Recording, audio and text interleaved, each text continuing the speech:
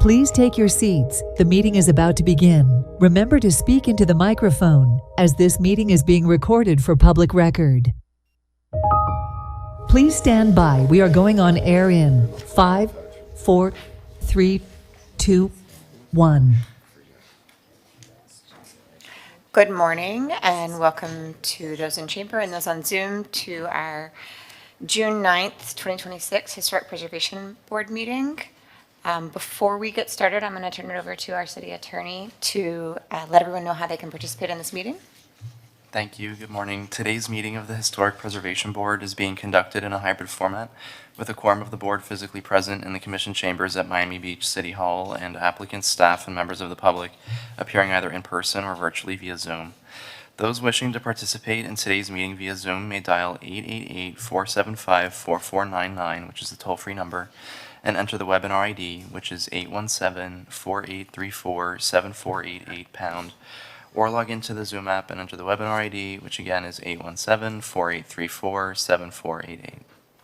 Individuals wishing to speak on an item must click the raise hand icon if using Zoom, or dial *9 if participating by phone. Before I swear in those who are testifying, I'm going to read into the record the city's notice regarding lobbyist registration.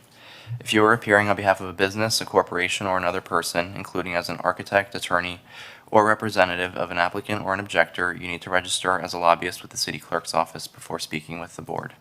You do not have to register if you are speaking only on behalf of yourself, you are testifying as an expert witness, providing only scientific, technical, or other specialized information, or you are appearing as a representative of a neighborhood association without compensation to express support for or opposition to any item. Expert witnesses and representatives of neighborhood associations shall, prior to appearing, disclose in writing to the city clerk their name, address, and the principal on whose behalf they are communicating. These rules apply whether you are appearing in favor of or against an item, or encouraging or arguing against its passage, defeat, modification, or continuance. I will now swear on everyone who is physically present in the commission chambers and intends to testify. Virtual speakers will need to be sworn in one by one before addressing the board. So if you'll be testifying, please raise your right hand. Do you swear that the testimony you will be giving in this proceeding is the truth, the whole truth, and nothing but the truth? Thank you. Okay, so just a quick recap on how we're going to run the meeting. So for each application, the staff will present the item and describe the staff recommendations. The board will be permitted to ask questions of the staff. Then we'll ask the applicant to make their presentation. The board will present questions for the applicant. If the applicant would be so kind as to hold the questions and answer them all in one rather than a back and forth, makes things run a little bit more smoothly. And then we'll do board disclosures, public hearing, and then board commentary and take our vote. So with that, I believe we have some minutes to approve. Sure. Thank you. And good morning, everybody. Before we do that, I just want to let the public know that we have 6 members present today. Mr. Hollingworth will not be present. We do need to have 5 members to vote in favor of any application that includes a variance or a C of A that includes demolition. So with that, we do have 2 after actions to go through in terms of the minutes. The first is the April 14th after action, which I passed out this morning. I make a motion to approve. I'll second. All in favor? Aye.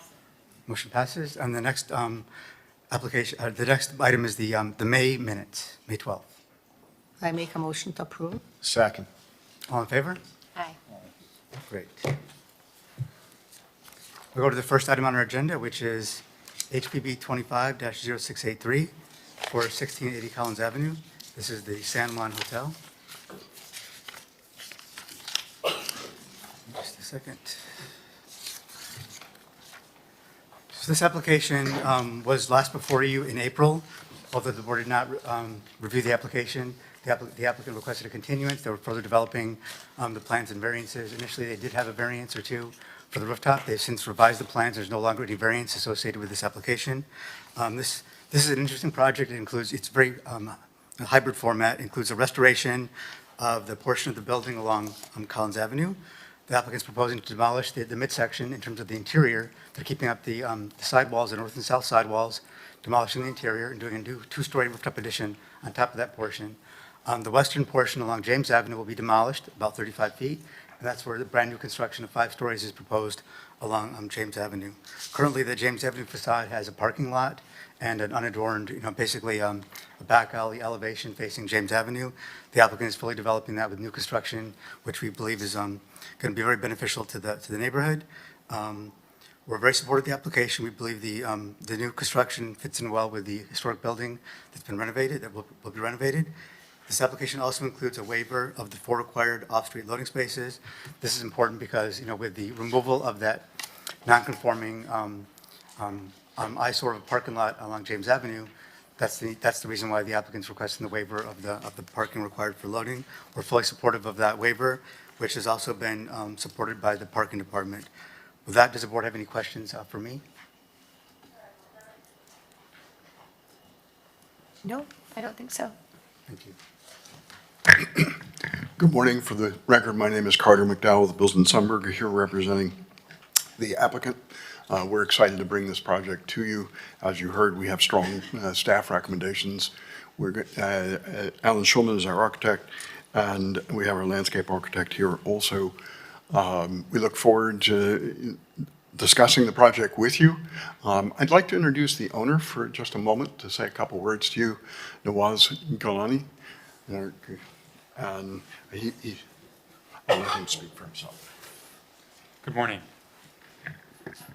My name's Nawaz Gilani, and this year marks the 50th anniversary of the San Juan Hotel being under my family's stewardship, and we're really proud of that.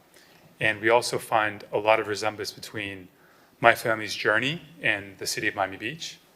Everything from diversity to resilience to the belief that the preservation of character is what makes our community so unique and successful. I believe the Schulman team have encaptured all of that in this project, and we really hope to have your support. So, thank you.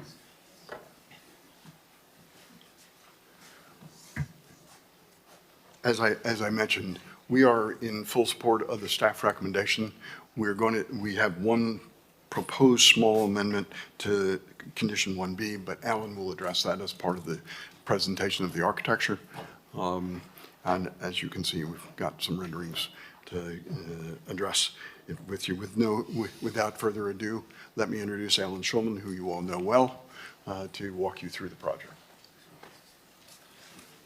Thank you. This is operational. Oh, yeah, great. Good morning. Alan Schulman with offices at 7300 Biscayne Boulevard.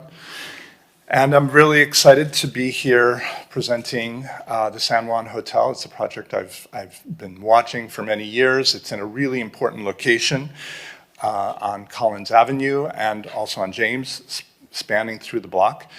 If we can go to the presentation. I think you probably are familiar, but it is in that first block north of Lincoln Road, facing buildings like the Sagamore, with which it is it shares the same year of construction. I think we have a real opportunity here to do something that both brings back the historic integrity of the Collins Avenue facade, but also adds another new layer to the back of the building, James. And just to familiarize you again with the current conditions, this is the facade, the Henry Hohauser designed facade, 1948 on Collins Avenue. One thing that we will be fixing is that on the left-hand side, there you can see that the extension of the lobby has been lowered to the ground a few decades ago to create a liquor store. We propose to bring back the original lobby, the original terrace that goes in front of it, and to improve the front of the building, but overall to improve and to preserve that Collins Avenue facade. On the back, it is really a back of a building. It faces James Avenue. It's set back about 20 feet. It doesn't really have any detail, and in front of it is parking, and that parking and loading, so that just backs out onto James Avenue.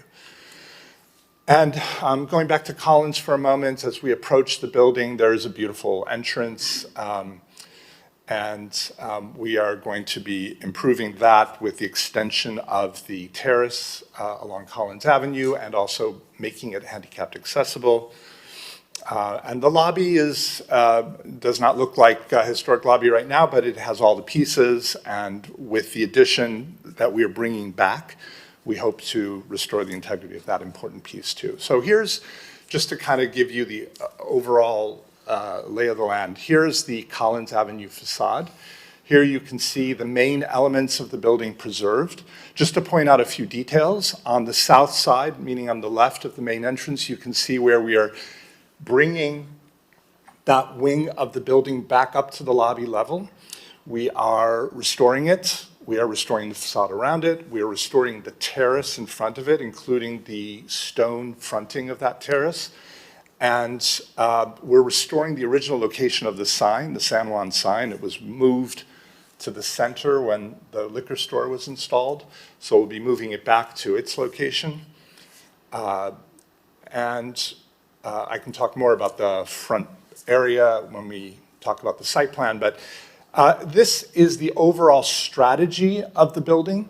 So you can see on the right hand or the bottom right, the Collins Avenue frontage and the driveway, which is being repurposed as a kind of a plaza in front. You see the original building going back. Then you see the new building coming from James Avenue and plugging in to the side, to the north side of that historic building. And then between the two is a very important element. It's a courtyard. That courtyard serves many purposes. It's an amenity for the building. It allows us to make a great entrance and a resilient building because it allows us to raise the lobby, which is moving to James Avenue. The main hotel lobby is moving to James Avenue. It allows us to make that at the base flood elevation. This is the James Avenue facade. We are in a CD3 district, and we have a height limit of 55 feet. We're using 53 of that. We are just to the north of that big open parking lot that occupies that block, and there have been projects proposed for that parking lot, and we have massed out one of the projects that I believe was approved. I'm not sure if it had an HPB approval, but anyway, it's been presented here. So that building would even be taller and closer to the street than our building. Although we have 0 front setback and 0 side setbacks by code, by zoning, we have set the building back 5 feet on Collins Avenue, on James Avenue, and 5 feet on our north side, the side that we share with Gale. Oh, and I should mention, A very important part of this facade is that it plays with the language of the San Juan Collins Avenue facade, that zigzagging motif that you see. It uses it in a completely different way, but that zigzagging motif in the central panel of the facade has been used as our kind of canvas in which we've then done a sort of a different arrangement of windows and everything. So it's basically reinterpreting that language and bringing that into the 21st century. This is a section through the building, and here you can see how we're using the courtyard to approach the lobby in an elegant way. There's a very slight ramp up to the courtyard, and then a stairs and a ramp that take you from the courtyard into the lobby. But of course, from James Avenue, the lobby opens directly to the street in a very generous way through glass and a terrace. So you'll see that in a moment. The building rises, it's 4 floors on top of that lobby floor, and then we have a rooftop pool over that. And here you can also see the intersection with the 3-story volume of the historic building. This is a little more sketchy, but it's the approach from James Avenue. So you can see that there's a canopy feature that brings you, it's like on that promenade from James Avenue into the courtyard. And here you can see the lobby. We have some public open amenity spaces that are just to one side of the lobby. There's landscaping also there too. And as you're coming up that ramp, you're entering the lobby of you're entering the patio. You have the lobby to the left. You have the canopy above you. And as you come into the courtyard, you are in a shaded, very humane space. The language of the building wraps around. So you have that zigzag facade on the building that faces James Avenue. And then what we've done is we've recreated a glass block facade, or let's say we've reinterpreted a glass block facade that was part of the original San Juan that's no longer there. And so we've used that as the language of the south facade of the new building. So here you see the approach from the patio into the lobby. A section, the building is 53 feet and 55 allowed, so we're a couple feet less than required. Here you can see how the lobby is raised to the base flood elevation +1. Here you see the relationship of the historic building and the new building coming together. And we have about 9-foot 9-inch floor-to-floor levels on that wing. Here, as we're cutting north-south through the north wing of the building, you can see how we have 2 stories on top of 3 stories looking into the courtyard. That is what if you were to cut through where the new building goes over the existing building. And more sections. In the front of the building, there is an existing rooftop penthouse. That is actually where Mr. Galani grew up. And we are going to be reusing that, changing it. We're shrinking it in size so that it fits perfectly behind the parapet, the tall parapet on the front. But we're raising the ceiling a bit in there. This is a demolition plan of the ground floor that shows how we are keeping the north and south walls going back to maintain that integrity of the original volume of the building while demolishing some of the rooms behind that and then reconstructing them. This is the existing lobby condition. So here you see the liquor store on the bottom, and you see the lobby on the top. And here is the restored condition where that space has been reintegrated into the lobby at the same level. That lobby, everything would be restored, but it would be available as an F&B space. Here you can also see how we are reconstructing the front terrace. And here you can also see that the front of the building has been reconfigured so that it's more like a plaza in front of the hotel instead of a, let's say, a drive-through. Still can perform the function of a drive-through, but it would have a different look. We've done a lot of work to restore the main elements of the lobby. I could answer questions about that if you have them. And then as we go through the building, you can see how the units are organized. We have smaller units in the historic portion of the building. We have larger units in the new portion of the building, which is identified with the solid yellow color. As we go up, you can see that the building, the wing that goes over the existing building shrinks back so that the existing building is proud of that. You can see how the rooftop penthouse on the east side. Mr. Schulman, Yeah, how much more time do you need? sorry? How much more time? do Oh, you need? maybe 1 minute? I'll go very quickly. Thank you. Yeah, well, we can talk about all this. This is the roof deck here, which has a pool and then a lower kind of seating area towards the east, looking east.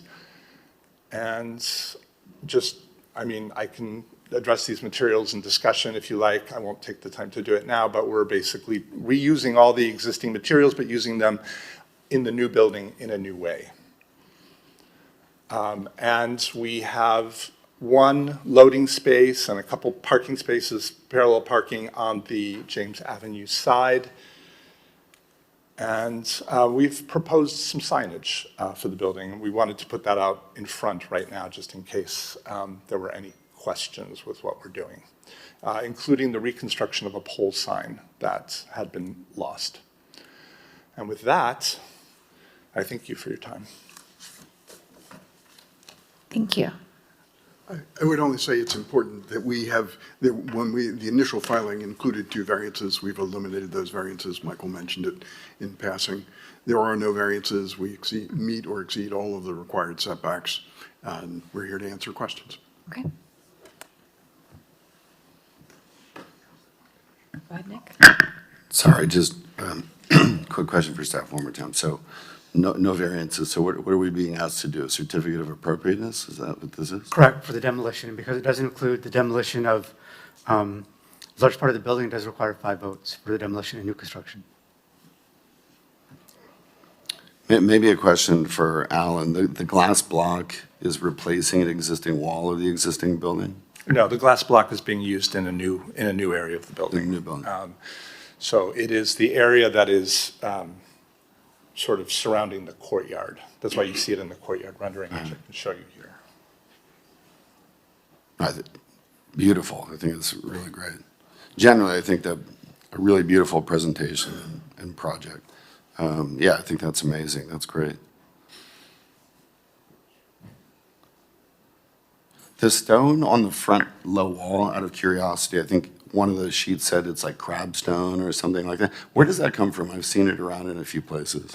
That's a good question. Crab Orchard, right? I think Orchard, it's something. called. I always assumed it was from the Northeast, but like Vermont or something, but I'm not Yeah. 100% sure. Is that on the existing hotel? It's on the existing hotel. You know, you see it in that narrow band of years, like sort of mid-50s, Yeah. 40s to 50s, but then it kind of goes away.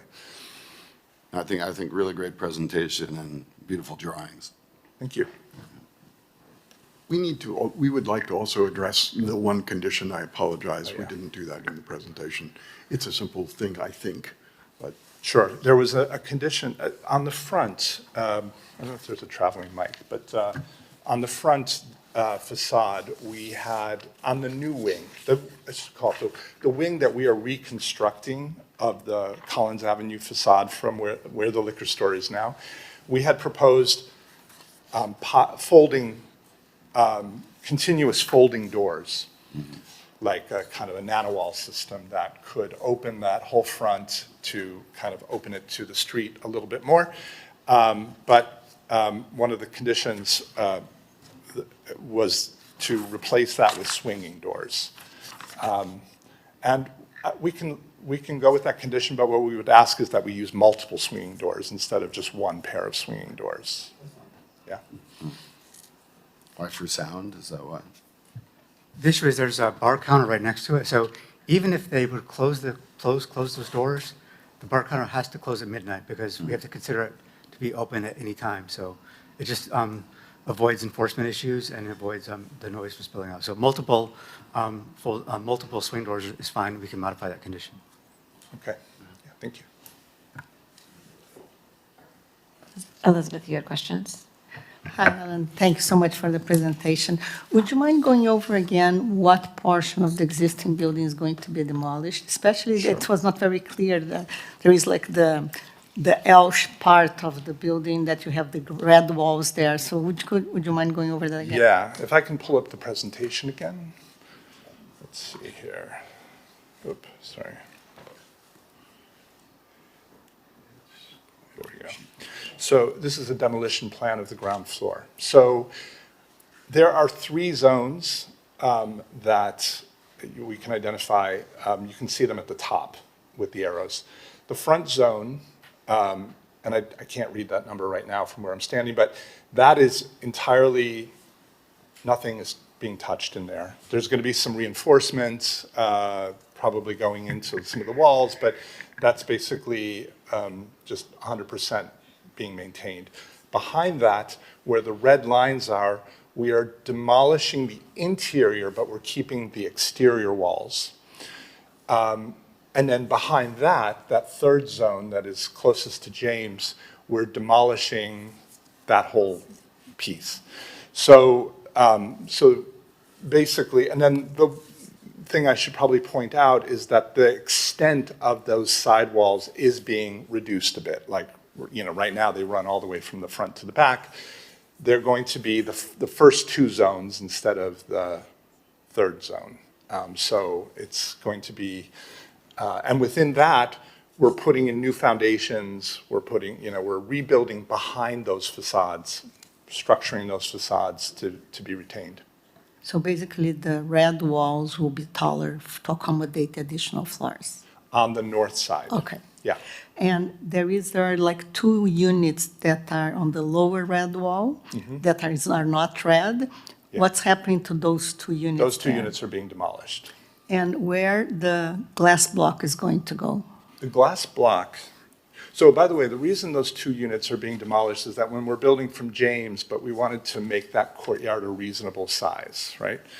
And trust me, we were trying to save every unit. Let's see. There we go. So the glass block, I don't know if there's a pointer on it. Yeah, this thing. Okay. The glass block is on the north side of the courtyard. It doesn't show up on the screen here, but it's on the north side of the courtyard, so. Needs to be red. The 2 units that are going to be demolished, where would they be in this plan? They would be in the courtyard. They would be, if you follow the south wall of the historic building, Yeah. They would Okay, be the continuation, a yeah, like continuation of where that wall. the top trees approximately are. exactly, there would be those two more bays, basically, would extend to the west. All right, thank you. Mitch? Yeah, hi, Al. Hi. You mentioned restorative work in the original lobby. We didn't, or many of us did not get the full package this month. You have any renderings, and can you explain a little more in detail the use and what will be Of the original happening? lobby? Yeah. Yeah, so for a number of reasons, I'm just going to pull it, oh, sorry, if we could have the presentation again. I don't have a rendering, sorry. We prepared these elevations. So for a number of reasons, we're moving the actual functional hotel lobby to James Avenue, just in terms of drop-off and management and elevator, you know, like handicapped accessibility and all that stuff, just better. What we're doing is we're restoring the spatial envelope, the terrazzo floors, the, plaster soffits and the plaster light coves and everything, the columns, the original opening, like that arched opening that you see on the third row down. The desk has been replaced in a previous renovation, and so we're going to be restoring that with a new desk that's better integrated into the historic character. So the envelope is going to be an entirely historic envelope. But the idea is, I mean, to be frank, to be able to purpose that space also for food and beverage, because I think that's a great, now, hotel guests can enter that way as well, because that is a main hotel entrance, and I think we could, you know, the building is connected. In fact, I didn't really get a chance to talk about that, but sorry, let me go to the ground floor. There is a courtyard that wraps around the south side of from the new courtyard. So if you follow the axis of that ramp that comes up from James Avenue into the courtyard, if you follow that further, that becomes additional courtyard that plugs into the back of the lobby. And then at the same time, the lobby is still connected to the corridor that runs through the building. So you have both an interior and exterior connection between the new and the old. What about elevator access in the original or the San Juan? Yeah. I imagine the original hoistway or hoistways still exist. It still exists. And the plan is to reuse them, modernization. Fix it. If that hasn't already occurred. Yeah, so And- there's two elevators now. There's that one, which will be restored, and then the one on the west, which will be compliance, ADA, elevator, et cetera. Usual. Stretcher access. Yeah, stretcher access. Yeah, so the old hoistway is still intact, obviously, and. Yes. Is it one elevator or a couple? It's one elevator. And we would be also retaining it all the way through up to the roof. Yeah. It has its own penthouse right now with a little stair that goes up there. We're retaining all that too. And you mentioned you're shrinking the penthouse. Was that original to the structure? It wasn't original. I don't know to what degree any of it was original, but I'm going to assume that because the elevator and the stair definitely went to the roof. So I'm going to guess it was that solarium thing that was up there. Yeah, I'm not sure when it was added, but basically it stretches from the front of the stair elevator to the back facade. What we're doing right now, it kind of bypasses the tallest portion of the facade parapet. And what we've done is we've reduced it to match the parapet so that it's completely hidden behind that parapet. And because that parapet is taller, Yeah. we've also increased the height of that so that it was like a 7-foot ceiling in there right now, something like that. And what's the intended use up there? Suite, hotel suite, Yeah. or 2 suites, Any as we're showing it. Pool or fountain accommodation? No, they, both of those units have a small stair that take you up to the roof, so they have private, like, roof deck on top. Yeah, sounds nice. So it's, you can see it there, but basically, it's just an amenity for those units. You might show the pool deck on the roof. Okay, thank you. There is a pool on the new building, a pool deck on the roof of the new building. Gotcha. Obviously, that's a little bit easier to accomplish to put a pool on top of new construction than Yeah. the historic construction. One of the piece of this puzzle, the reorganization of the hotel, with the primary hotel drop-off being on the back street, is actually helpful to Collins Avenue. I think we've all experienced people stopping on Collins Avenue and doing things that it really backs up Collins Avenue. So the traffic study actually is very supportive of the reorganization so that most of that traffic goes on to James and gets off of Collins Avenue. Pretty long corridor to traverse. Can you tell us how you're going to minimize that impact on an arriving guest who may have a Collins Avenue view? It's long. It's not like, we worked on a project called the South Seas years ago. Yeah. That passed through the board, wasn't built, but I think the corridor was twice as long, going out to the ocean there. So it's Yeah, it's long, but you know what? It's part of the character of the building. We didn't want to split the hotel into two things, or I guess we could have done that, but we wanted to keep it integrated. So there was never an alley or anything that needed, were they always attached?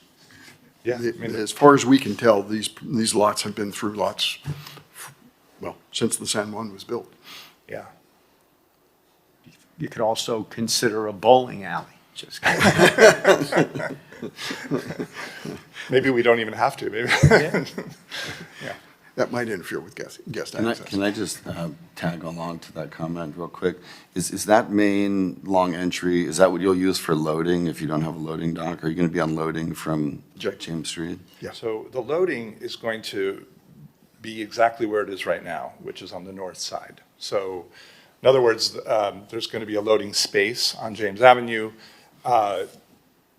You'll be able to come in, you see bike racks sort of on the front of the building, but as you go back, you'll see that's where we've located some of the infrastructure, the FPL vaults, all that stuff is in there. And there's a stair that goes down to a basement from that point as well, which will give us service. That's where our trash room is.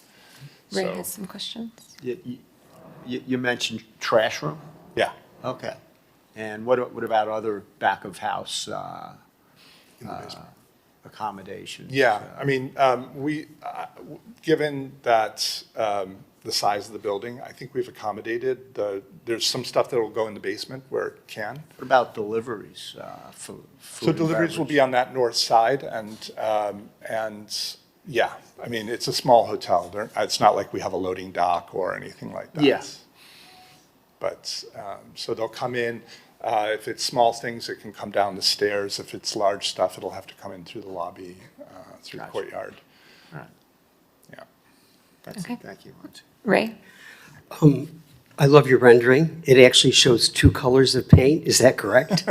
Where you're actually showing some detail of Yeah, the yeah, building? yeah. Too many times today, people just whitewash it and lose the detail. I like your rendering, and I hope you are really using two colors of paint. Thank you. Bringing the main entrance back to James Avenue can cause you a problem ultimately, because James Avenue is going to close off at Lincoln when they turn to make that a pedestrian street, which I'm pretty sure is going to happen. And you may not have considered that when you were first doing this plan, but that means everybody's going to have to come in from, 18th down and loop around and go back out, and how they're going to turn around. And I don't believe there's going to be a roundabout. So it's going to be interesting, to do that. And how many rooms do you have altogether? 102. 102. Yeah. And the new ones, didn't you have to pay a parking impact fee? Yes. Or something? Yes, we will. And with the parking lots going away, where are you going to have, where are these cars going to be parked? Yeah. Do you have a, We don't have a specific location as we say here today. Obviously, that will have to be worked out. As you know, many hotels on Miami Beach have valet operations that travel remarkable distances. blocks away? Yes, and Okay. we're assuming that it would either, I think it's a great project. Alan always does great work with the historic preservation, and I'm pretty thrilled with the project. Thank you. Thank you. Can I just add to what you were Yeah. saying, Carter, that, we have a kind of a hidden asset, which is that we're next to a monster parking lot that is probably at some point in the future going to be redeveloped with parking. So I'm hoping, we can't count on that, of course, but I'm hoping that that'll be part of our parking solution. I would also say James is actually a little bit wider roadway than many of the roadways in South Beach. And so when they go to close the south end, they're going to have to provide at least a T turnaround for vehicles to get in and out. So it won't be us. It'll be the city that, as it addresses the closure, has to address how those vehicles will get in and out. And the good news is we're honestly Just very, have to stay on top of that. yeah, and we're very close to 17th, so it's a little less of a problem for us. Any other questions for the applicant? Yeah, I have one more follow-up. So the waiver is to not have a loading dock, is that what it is? Correct. And your staff is supportive of that because? They have to have actually carve out space along James Avenue to have, just for a loading truck on site, Right. for trucks to load on site, So what is the waiver for? to allow them to do loading, on-street loading. So, and. On-street loading. On-street loading, Right. basically, within the loading spaces that the city has allocated along the streets. We will And staff- utilize, we'll utilize the on-street parking spaces on our frontage for that. And staff is supportive of that because of the size of the hotel? Well, it's the side, also, we don't want to have spaces, for loading along the street front. This property is very narrow in width, there's no space to provide like a drive-through or a curb cut and a loading, park further on site. It's very limited, and it's typical of older hotels not to have any sort of, parking or loading spaces on site. Yeah. Okay, And they're removing the parking along James Avenue, which we think is a beneficial aspect. okay, great. Haskell? Yeah, just for further clarification, please. Currently, how many units are in the hotel? 75. And you're going up to 102. And currently, how many parking spaces are in the back of the property? 3 or 4? 3. 3, Just 3 parking Yeah. spaces. And is that where the deliveries used to come through? yes. Okay. So you're doing away with that area? Yeah. And you're moving the deliveries up onto the street with Yeah, no parking for the additional 27 units or so? Right, Just, okay. Thank you. thank you. Gentlemen, we have one more question. Oh, sorry. Back to the nano wall or swinging doors, what's your preference here?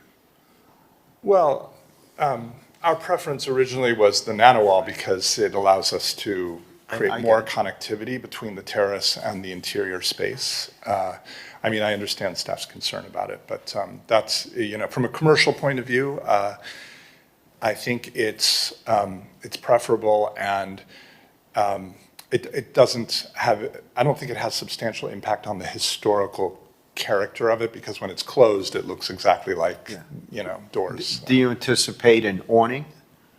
There is, I don't think so, but we haven't talked about that. Yeah. But I don't think we need an awning. We have an eyebrow that I was going to continues. say, there's a continuous eyebrow There's a across continuous the eyebrow. the entire frontage. Yeah. So that the porch is largely covered.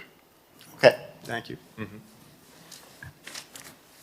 Okay, so I think we're done with board questions. If we want to, is anybody on Zoom or? There's What nobody on comment? Zoom with their hand raised. I think we have some public comment in the audience here. Before we hear from the first public commenter, are there any disclosures on this application? Thank you.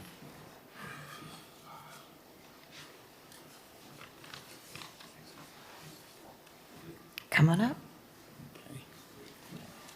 Hi, Roger Goldblatt, 1750 James Avenue, right down the street. I learned a long time ago, start off with positive things. I think what you're doing on Collins Avenue is going to be great, it'll be fantastic. I'm not sorry to see I Love Liquors gone. It's, however, in defense of poor little James Avenue, we're always kind of like an afterthought. It's one of the, I moved there, and I think a lot of other people, because it's like kind of the quaintest little these streets going.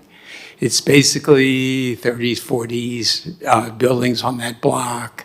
The James Hotel is like so kitschy. The Crest Hotel has been around for a while. The Albion Hotel is interesting. And admittedly, on that side, it's mostly parking lots.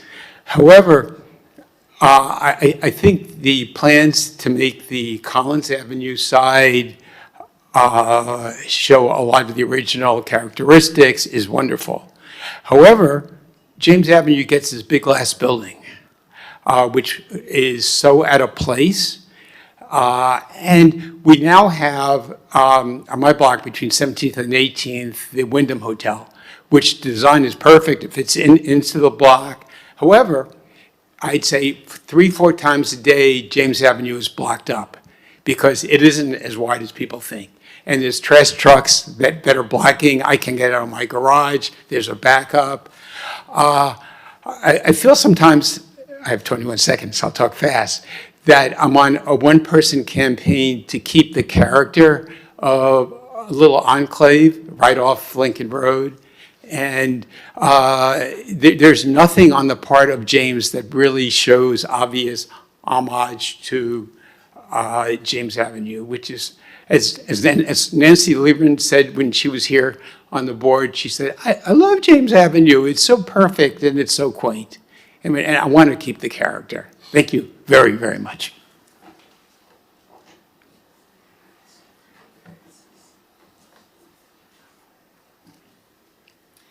Good morning, board members. Meg Lusto, Executive Director of the Miami Design Preservation League. We support the proposed improvements to the San Juan Hotel and appreciate the applicant's commitment to restoring and celebrating the building's historic character. We're particularly pleased with the treatment of the Collins Avenue frontage, where the design thoughtfully reintroduces and emphasizes historic architectural elements. This approach strengthens the building's relationship to the surrounding historic district and reinforces the qualities that make Miami Beach's Art Deco and mid-century architecture so distinctive. The Collins Avenue elevation demonstrates a careful balance between preservation and contemporary functionality and represents a positive contribution to the streetscape. MDPL also appreciates the overall quality of the design and the effort to create a contemporary architectural expression on the James Avenue side of the property. While we find many aspects of the design compelling, we encourage further consideration of how this elevation relates to its immediate context. Specifically, the stark modernism and angular architectural language proposed along James Avenue may feel somewhat at odds with the softer architectural character of the surrounding neighborhood. While we support a contemporary approach, we wonder whether the angular columns and sharp geometric forms could be refined or softened to create a more harmonious transition between the historic building and the adjacent streetscape. In addition, the rendering suggests that the portions of James Avenue frontage sit almost directly on the sidewalks, creating a massing that is out of context with the smaller scale neighbors in this part of the block. If feasible, MDPL encourages the applicant to explore opportunities for additional setbacks, recesses, landscaping, or other design strategies that could create greater breathing room along the street edge and enhance the pedestrian experience. MDPL also encourages further review of the proposed signage program along James Avenue. As currently depicted, the rear elevation appears to contain multiple hotel signs, resulting in a duplication of building identification. While we recognize the need for visibility from both street frontages, the presence of multiple signs may create unnecessary visual clutter and detract from the simplicity of the architectural composition. Overall, we support the project and commend the applicants for the thoughtful restoration of the historic hotel. We believe that with modest refinements to the James Avenue elevation, the project can successfully balance preservation, contemporary design, and neighborhood compatibility. Thank you.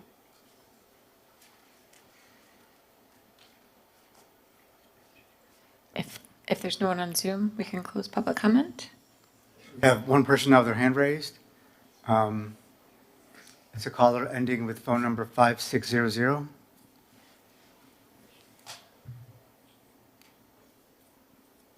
Hello, can you hear me? Hello? Hello. Please state your name and address. My name is Cristina Vega. My do you swear address to is tell the truth? 65 Washington Avenue. Do you swear to tell the Yes. truth, the whole truth, and nothing but the truth? Thank you. Yes. Good morning, Chairperson and board members. My name is Cristina Vega, and I am the founder of Cyber Money Laundering and Real Estate Investigations Corp. I'm here today to formally voice a strict objection to the San Juan Hotel project at 1680 Collins Avenue. We reviewed the material submitted with the application and discovered fraud and forgery. Therefore, this is void ab initio under Florida law and city code. 4 grounds for voidance. Fraud within the legal description of this property.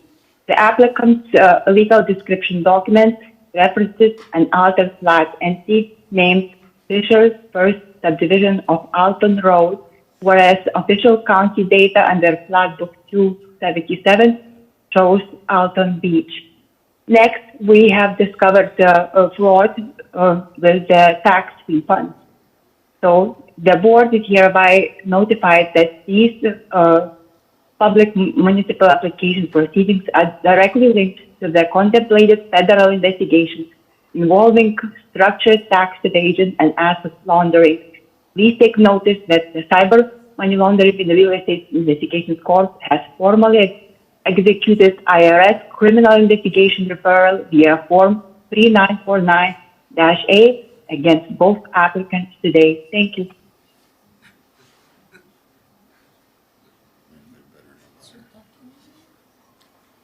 Thank you. If there's no one else there. There's no other callers. Okay, so we will close public comment and we'll now go to board commentary. Would anybody like to start? you want to have the, sorry, do you want to have the applicant rebut the comments? Do you have any rebuttal? I couldn't even understand the comment. The only thing I would say, and we mentioned in our presentation, the setback on James is actually a 0 setback. We did not go to a 0 setback. We have a 5-foot setback for the entire building, and of course along the street edge on the ground level, which really addresses the sidewalk, it's set back further. And we can put it up if you'd like to see it, but there's another 10 plus foot setback because there's a outdoor terrace on the street responding to the sidewalk in that location. So I believe Alan really did address the street in a very appropriate way in that location. I'm not sure what to say about that last thing other than it's a mystery to us. I will leave it at that. Can I add one thing about the scale? Because I think James Avenue is also one of my favorite streets with a lot of interesting characteristic buildings. But I don't see it as like a Flamingo Park condition. It's got a variety of scales. It has, on the south end, it has the Albion and that building that's right on the corner of Lincoln Road, which is probably higher than our building, both of them. And then to the north are a series of buildings, 7-story, 11-story, 5-story, 7-story, on James in the 1700 block, including one that was just approved, I guess, because it looks like it was under construction recently. That's 5 stories. That's on James. So anyway, I think it has an eclectic in-between character that's characteristic of the fact that it's a residential street, but it also has commercial all around it. So thank you. If I could add one clarification or one note regarding the parking and loading spaces. So right now, the property contains parking spaces, 3 parking spaces perpendicular to the street. So you have those parking spaces plus the access to get into those spaces. Right now, with the proposal, the parking spaces will be infilled with sidewalk, and they're going to provide still 3 on-street loading spaces. So any sort of parking that's lost by that will be replaced by on-street parking, or on-street loading, just because it's not their property. It won't be just for them. So other people can use those on-street spaces, except for if they have valet operations. So I think that should allay sort of concerns that were expressed regarding not having any loading for the site. It'll just be loading during a certain portion of the day. Right. It'll be during the loading hours, and then it'll be parking, on-street parking. And just to that point, I believe we have legislation right now that loading, at least freight, I don't know if passenger is different, but would be 7 to 3 only, 7 a.m. to 3 p.m. only. I don't know if the city attorney can weigh in on that. For freight and commercial loading zones. Just for freight and commercial. So for like passenger loading or hotel guest, they would have access. That would be based on whatever times are provided on the sign. Okay, thank you. Okay, now, board commentary. Excuse me, let me, because one of the issues raised by the Miami Beach, it's relating the number of signage on James Street. And I noticed that there were 2 signs, one at the edge of the narrow long canopy and one on the side. I don't know if the applicant would like to comment on that? Sure. Maybe, Mike, I don't know if we have to pull it up. Maybe I'll just pull it. I'll look on my presentation. But basically, we wanted to have a sign that would identify the hotel on James Avenue, and the principal sign is the one that's on the knee wall that runs along the planter on James. And then we were hoping, and it seemed like code would allow for a second sign that would be at the tip of the canopy. So that canopy comes out to the sidewalk. And it is, if you can, thank you. And so that second sign was just on the edge of that canopy. I would say that one is maybe not as important as the other one, but it was an opportunity, I think, to initiate that promenade through the building and through the site with, understanding where you're going. And so we thought that was worthwhile. But yeah, I don't think that's, yeah. Quick question. It's Haskell. Go ahead. Yeah, it cantilevers to the western edge of the sidewalk? Yes. It cantilevers. To the western edge of the sidewalk? Yes. Which is a code that's allowable in the code, allows canopies to come out to the curb. The intention being that if it's raining. Carter, you need the mic. I should know better. The intention is if it's a summer afternoon or at many other times of year when it's pouring rain, you can pull up and get dropped off at the edge of the canopy and walk in under cover. One of the things that has always impressed me about Miami Beach buildings is their networks of semi-public spaces and elements that introduce you to those spaces, porches and things like that. So this was an opportunity to do something. If I could bring up what I have on the screen here for a moment. I mean, it was an opportunity to do a gesture that kind of explains the entrance into the courtyard and makes it more human by scaling it down and bringing it out to the sidewalk. But this drawing is cut off. It does extend further than that drawing, because this is a section of the building. It actually extends further west, if you Yeah, will. here you can see it. And you see that sign that we were going to integrate on the edge of the canopy.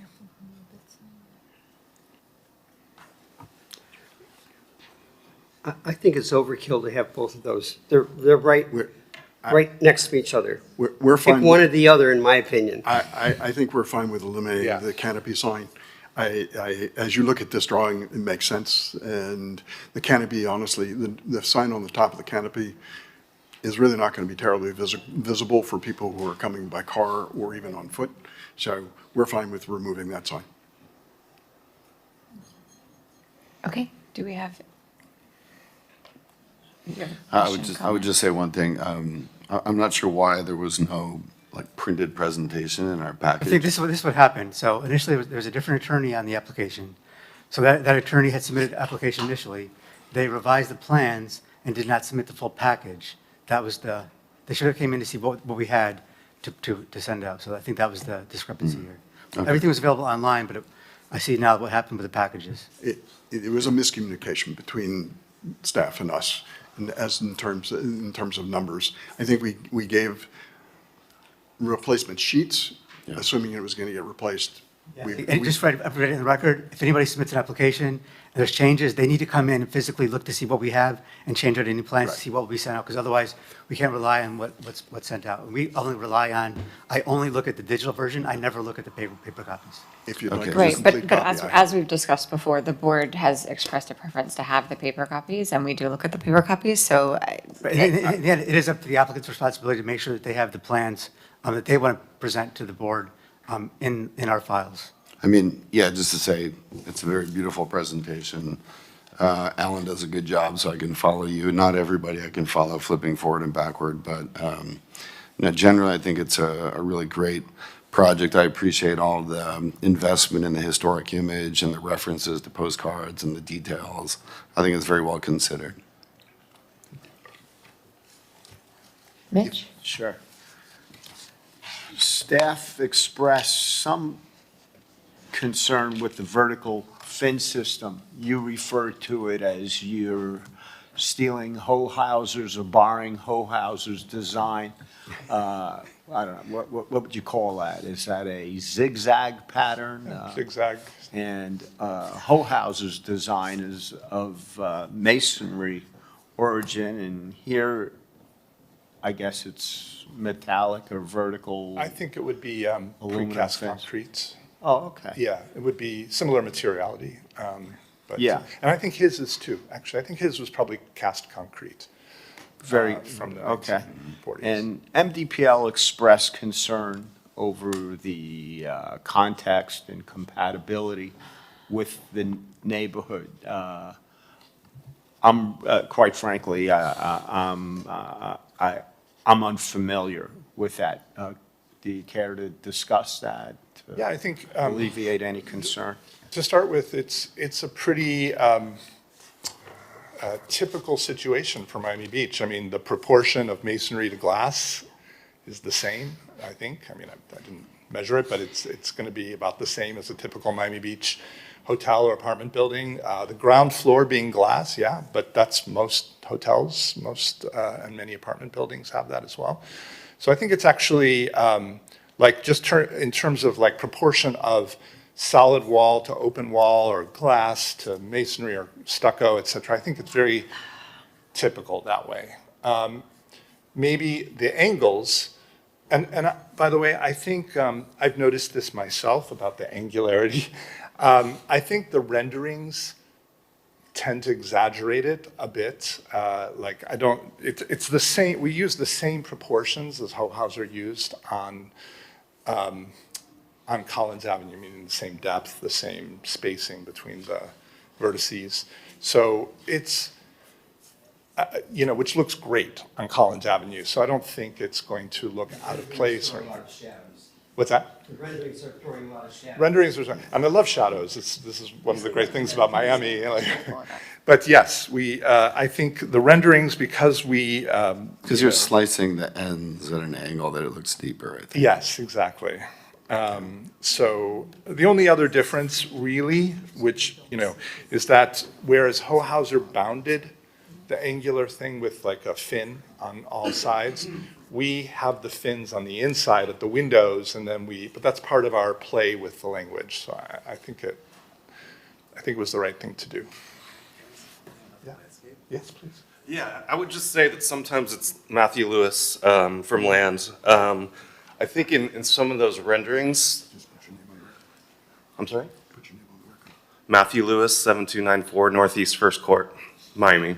In some of these renderings, it's sort of the balance between showing what the landscape's going to be versus the architecture. And I think in that one rendering, it wasn't being portrayed that we have 4 street trees at 16 to 18 feet, and then we have 3 palm trees at 20 to 30 feet, which then gets you to the roof line of 50 feet for the building. And so, in essence, to me, thinking about trees as architecture, there's 2 layers of landscape architecture in front of that facade of the building, so it's never going to be, you're never going to see that building as it was maybe presented in the renderings, and I would say that landscape context really kind of gets stretched out to match the rest of that James Avenue.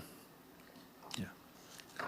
The mullion pattern that you're showing on your rendering along James Avenue, the Collins Avenue, it's striking the way Hauser used those boxes, how they're pronounced. Mm-hmm. I don't quite see that along James Avenue. And I'm just wondering, is that a masonry box or is that an anodized box? No, it'd be a boxes. Concrete, precast concrete fin that would go around the window, the general window thing. And this is, again, in the rendering, I think the mullions look too thin. They wouldn't be, you would see the kind of ordinance of You don't mullions. see the horizontality that you see along Collins. Yeah, I mean, what this does, this rendering, the one you have on the left there, on your left, is it plays down the internal mullions. It didn't quite capture them in its thickness that they would. This is Miami, so we know the windows and the frames are going to be big and everything. So that's, I would say, one thing that is probably not shown. Yeah, I would just ask you to study it further. Yeah. And remember that I think what he's really referring to is the corner. Yeah. Maybe that should be solid, more framing, the side from the front. You're saying not have the window turn the corner? Yeah, like you've got, right in the corners, have it solid like a column, like it ends on both sides. Yeah. Well, we wanted, because of the gale directly to our north, we wanted the facade to wrap northward. And so that's why we wrapped the windows as well. And there would be a big, which you can see there would be a structural mullion at the point. Is that what you're referring to? So there would be a structural mullion that would be there. But we can study those proportions. The existing front has wraparound corner windows. It does, yeah. Yeah. Haskell? Mr. Schulman, Yeah. Still want to look like corrugated. what is the height difference between the existing building and the proposed building on the west side? The proposed building is at 53. No. Well, it's actually What is at the height difference? Oh, 52, sorry. What is the height difference between the existing and the proposed? That was in our, I think the existing is like 42 with the rooftop penthouse that's there. I'm looking at a photo on page 13 of 15 of our package. We don't have all the plans that you showed, so Yeah, forgive me, I can't we do have, analyze it as well, but I'm on that, here. in that photograph, the building is set back, what, about 25 feet from the sidewalk right now? Right now, yes. And how, okay, so again, my question is, what is the height difference Yeah. between the proposed Here, and the let me- existing, as I look at it from this elevation? So here, let's see if I can zoom in here. Yeah. You'll see that the front is at 43 feet. And the rear is at 52. he's asking though, what's the height of the rear 53. part of the 62. existing building? Not the front, but the, Oh, the existing building. yes. Yes. Sorry. The height, the difference, the delta, what's the delta we're looking at It's basically a here? two-story. Two stories. Two stories, so about 20 feet you're Yeah. adding. Yeah. So you're adding 20 feet, and you're pushing the building westward, right? Yes. Essentially, you're creating It's this 10 wall feet. that's 20 feet taller than the existing, and you're bringing it out westward another 25 It's 10 feet. Oh, it's only 10 feet It's 10 difference. feet. It's 43 versus 53. From the roof of the Oh, that's true. penthouse Yeah. to the roof deck of the rear building. It's from 43 or 52 NGVD to 53 or 62 NGVD, 10 feet. At the penthouse, but what you're saying is that on James Avenue, you're saying how much, what's the difference I'm on looking at James this Avenue photograph. between what was there? I'm looking Yes. at this photograph, Yeah. right? And I'm asking you, what is the delta? Where are we going from? It's 2 Existing roof to proposed roof, and to me, it looks like you're adding another 20 feet, at About least. 20 feet, yeah, It's probably 18, but Pardon? close enough. yeah. So they're allowed to do that. Yeah, I know what they're exactly, allowed probably to is do. 18, Okay, all right. yeah. Appreciate it. But by the way, I think this is the zoning, and this is what's going to be done to the south of us as well. So I think it's about fitting into the emerging pattern that's going to be there on, going south for us. I think everybody would like to see the ground level parking lots along James to our south get redeveloped. As Ellen has said, there have been a couple projects approved that didn't go forward, but I think everybody agrees that that's not a very pedestrian-friendly part of the block, and we're all hoping that something does get redeveloped there that addresses the sidewalk, addresses the pedestrian experience, as opposed to walking along a ground level parking lot that's marked. And I personally appreciate you didn't ask for any variances. We worked hard not to be honest. Absolutely. Do we have any further board commentary? Go ahead. I'll make a motion to approve this project as per staff conditions and As modified with the folding storefront along the, Collins Avenue? yeah, is that okay? You prefer the nano As wall long as it's system? multiple doors, we're fine with that. Okay. Wait, hold on. I feel like that was two different things. Can we clarify that? Because you asked whether they prefer the nano wall. They were saying, he said multiple doors, so let's be clear on what we're approving, if you don't mind. You prefer the nano wall We system? prefer the nano wall, but we can work with multiple doors. The nano wall is fine with me. So if the board approves the nano wall, the bar has to close at midnight. Regardless of whether it's open or closed, the bar has to close at midnight. Double doors, we're fine. Okay, we got that out The of it. voice of reason. All right, so the swinging doors and the, Multiple sets as well. yeah, the multiple swinging doors. And a single sign, do you want to add the single sign? To the rear? Yeah. and the single sign to the rear elevation. Is there Yes. anything I left out? All right, that would be my motion. You can choose sign, only one. I think we'll use the lower one. I think it's more visible. I would second that motion.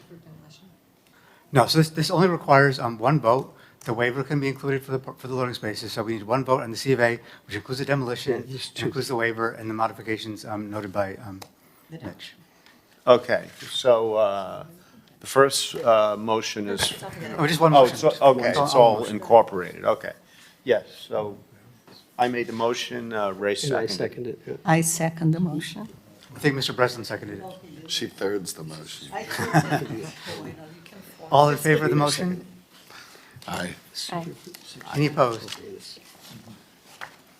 Seeing no opposed, the motion passes 6-0. Congratulations. Thank you very much. Thank you. Thanks. Now we have to make the motion for the waiver. No, the waiver's included. No, it was all one. And then Giselle's going to present the next application on the agenda. Okay, so let's see, our next application is Noli, 719, 737 Lincoln Road. Yeah. We'll give a couple minutes to clean the room. Yeah, we'll give them a few minutes to get set up. Gets out of my way.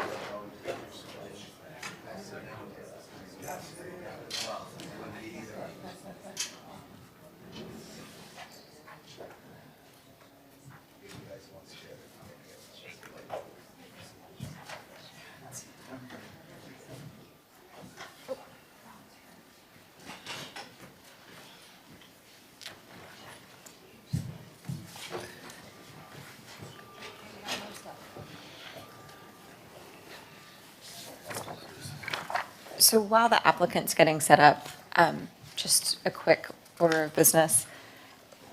If we can keep our questions to the first part, so we have questions to staff and then questions to the applicant, so that we don't run the risk of needing to reopen public hearing if we open up other issues. So try to get all your questions out during the question section rather than in the commentary section. Okay? All right. Is the applicant ready? Yes. Okay, go ahead. Giselle's going to introduce the application first. The next item in the agenda is HUB 26-0686, 719-736 Lincoln Road.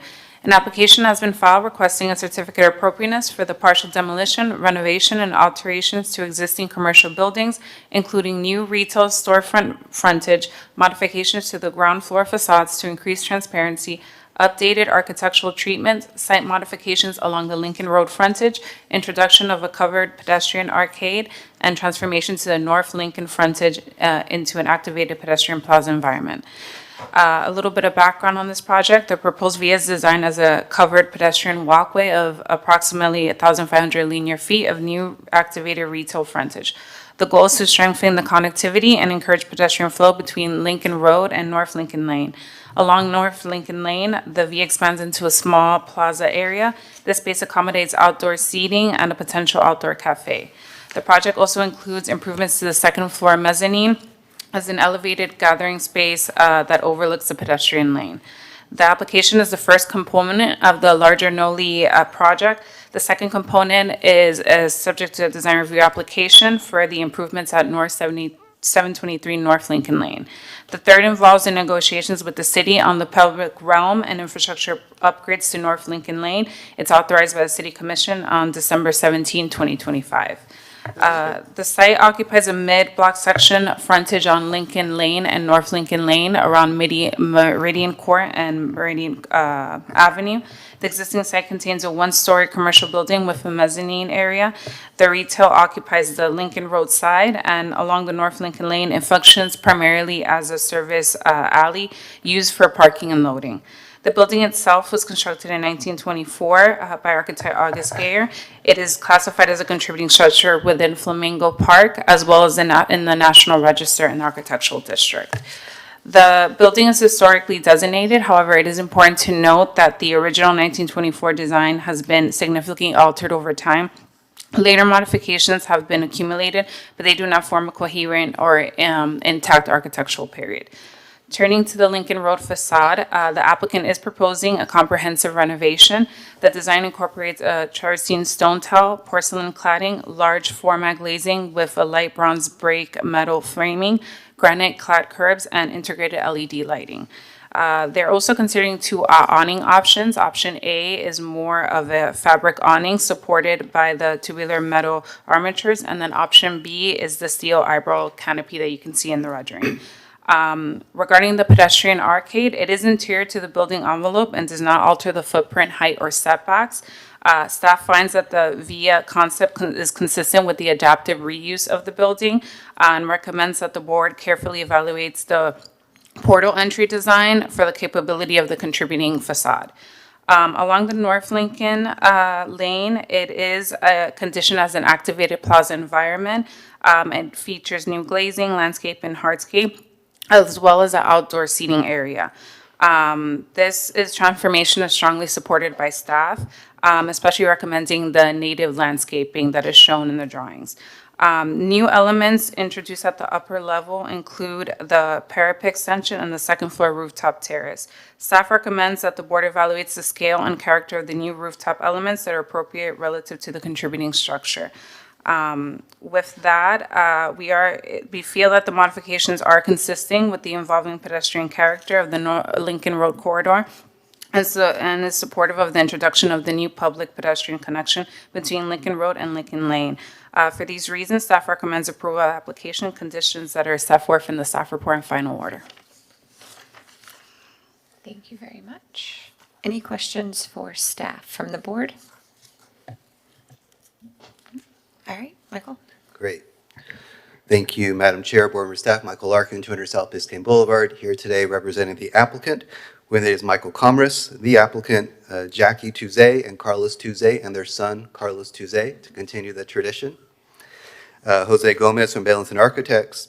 So we're here today, just like Adele described. We are proposing some improvements to the Lincoln Road buildings. We're proposing a via that will start at Lincoln Road and extend northward to Lincoln Lane North. As you all know by now, Lincoln Lane North at this particular location is not so pretty. So we're going to be vastly improving it with a pedestrian plaza. And you all interestingly split your jurisdiction between you all and the DRB, where you have jurisdiction up until the center line of Lincoln Lane North, where the DRB jurisdiction takes over in the northern half of Lincoln Lane North.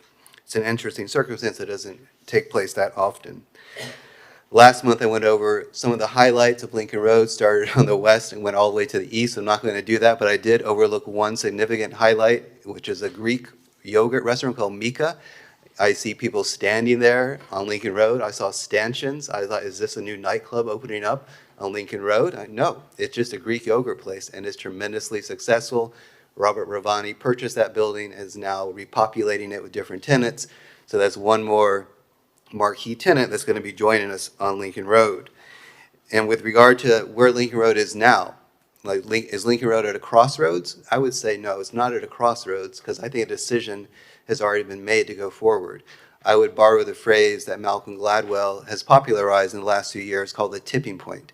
As you all know, he's a famous author nowadays. He's authored several books, and one of his best books is called The Tipping Point. And the definition I will borrow from him, it says, that magic moment when an idea, trend, or social behavior crosses a threshold, tips and spreads like wildfire. I think we're at that point in Lincoln Road. I think this particular project is going to change Lincoln Road dramatically and show how it can be leased in the future and remove all those terrible empty storefronts. So with that, I'd like to turn it over to Michael Commerce. He's going to explain to you a vision that he's had for a long, long time. Now it's finally coming to fruition. Thank you, Michael. Good morning, Board. Thank you for your time. My name is Michael Comres with offices at 1261 20th Street. I'm a longtime Miami Beach resident, and I've had the pleasure of working through the historic district for over 30 years now. First starting on Collins Avenue and working to convert some of those older residential buildings to retail properties. And really what I've learned over the last 30 years is really the idea of merging contemporary retailing into historic preservation. And I think that is an evolving work that, you know, changes over time. Retailers change, the style of retailing changes, and the style of the buildings must change to adapt to the new form of retailing. So today, as I come in front of you, we're working on what I think is a really exciting project for Miami Beach and for Lincoln Road. Let me pull up the presentation. Let me pull up. Yeah, there we go. Go ahead. Great. So many of you know this area very well. We are right at the heart of Lincoln Road. The buildings identified in blue are the buildings that are part of what will become Noli, or what has become Noli. The buildings on the north side of Lincoln Road come together, and really what we end up with is about 150,000 square feet right there at the heart of Lincoln Road, with over 1,700 linear feet of frontage. Two novel concepts that we're introducing is the VIA concept and the street off the street concept. The VIA concept really does something which has not really arrived on Lincoln Road yet, but is seen in very popular areas. You see them often in Palm Beach. The VIA really provides an area of respite where, as people are walking down Lincoln Road, as you know, there's not very much shade. We really have the tree of choices, palm trees along Lincoln Road. So as you would actually approach the VIA, you would actually see a shaded environment, which actually provides for a sense of discovery and transferring people to and from Lincoln Road and from Lincoln Lane to Lincoln Road. The idea is really to create a street off the street where people can gather and provide an alternative to Lincoln Road. The whole notion of what's happened with Lincoln Road over the last several years is that it has become it is a one-street, single-purpose district primarily. And what I've been preaching over the last 20 years is really the expansion of Lincoln Road to the north up to 17th Street to create, rather than a one-street district, but more of a true district. You know, as one street gets to be so popular, if there are not side streets for the area to continue to grow, nothing else happens except the bottom falls out. And I think we saw that here over the last several years. Here you can see how the VIA takes you from Lincoln Road back to Lincoln Lane and vice versa from Lincoln Road and the parking, from Lincoln Lane rather, the parking garage and the new convention center, hotel, the convention center, city services, city hall, et cetera. Everything from to the north coming to the south and vice versa. The street off the street really provides a new alternative to the storefronts on Lincoln Road. And Noli really presents an opportunity of providing right-sized spaces for today's contemporary retailers. As many of you know, along Lincoln Road, we probably have about 40 different property owners, over 1 million square feet, 10 blocks, and generally own 50 feet at a time. So by owning 50 feet at a time, it makes it very challenging for landlords to come together and really create a cohesive and a curated merchandise mix. By having this size property, we're able to bring it all together. When you see here on the screen, you can see the typical dynamics of Lincoln Road, where we have lots of about 150 foot deep or 100 foot deep. And generally when the 150 foot lots are built full, you can see the old Taverna restaurant space over on the right, which is 25 foot wide by 145 foot deep. And then those two little boutiques next door that are 17 foot wide and 100 foot deep. These are not ideal for retailing today. Retailers are all about storefronts. They're not about the depth. And when you see the creation of the VIA is literally just the removal of the storefront, of one of those storefronts, and the back wall. And you can sort of see how magically it takes the space and transforms it into a much more habitable area with smaller boutique spaces. 700 square foot spaces that just cannot be found on Lincoln Road. Today, this is what the facade looks like. Tomorrow, we want to take it more into this kind of a direction. and Jackie and Jose will be able to describe all of that. Today, we have the beautiful alley, and this is our gateway to Lincoln Road from the convention center today, and from the 1,500-car parking garage right there. We stand out here often, and we see people walking out of that parking garage looking for Lincoln Road, and this is what they get to see. We would hope that this gets transformed into something more along the lines of this. This project is rooted in historic preservation and adaptive reuse, two very important concepts for us, and Jackie will get into all of that. But I'm really excited about bringing this project together. We would hope to have this portion of the project, the Lincoln Road portion, completed by the end of the year, beginning of the next, and the balance of Lincoln Lane and the north side of Lincoln Lane by the middle of 27 for a grand opening, really the end of 27. So with that, I'll turn this over to Jackie. Thank you. Great, thank you. Good morning. Jacqueline Gonzalez-Tuzay, 1501 Southwest 8th Street, Miami, Florida. It's such a pleasure to be with you today and an honor really to be a part of this project that has been so long in the making. Truly a one-of-a-kind opportunity for any architect. I'm going to do this because it's quite dense, the package, so I'm just going to tell you how we're going to take it. I'm going to reverse the order and start with Noli District, which, as you've been told, is going to be reviewed by the DRB as well. And then I'm going to take you through Via Noli, and then finally, I'd like to end with Lincoln Road, because I actually want to talk more about the materiality and spend some time there, which I imagine would be more of interest to this board. So if it's okay with you, that's how we're going to take it. I also want to say that this project is, as Michael mentioned, a team effort. Tuzay Studio is the design architect. My partner, Carlos Prias-Tuzay, is here. And it is also, we're working in partnership with Jose Gomez and Ricardo Gijon on the team.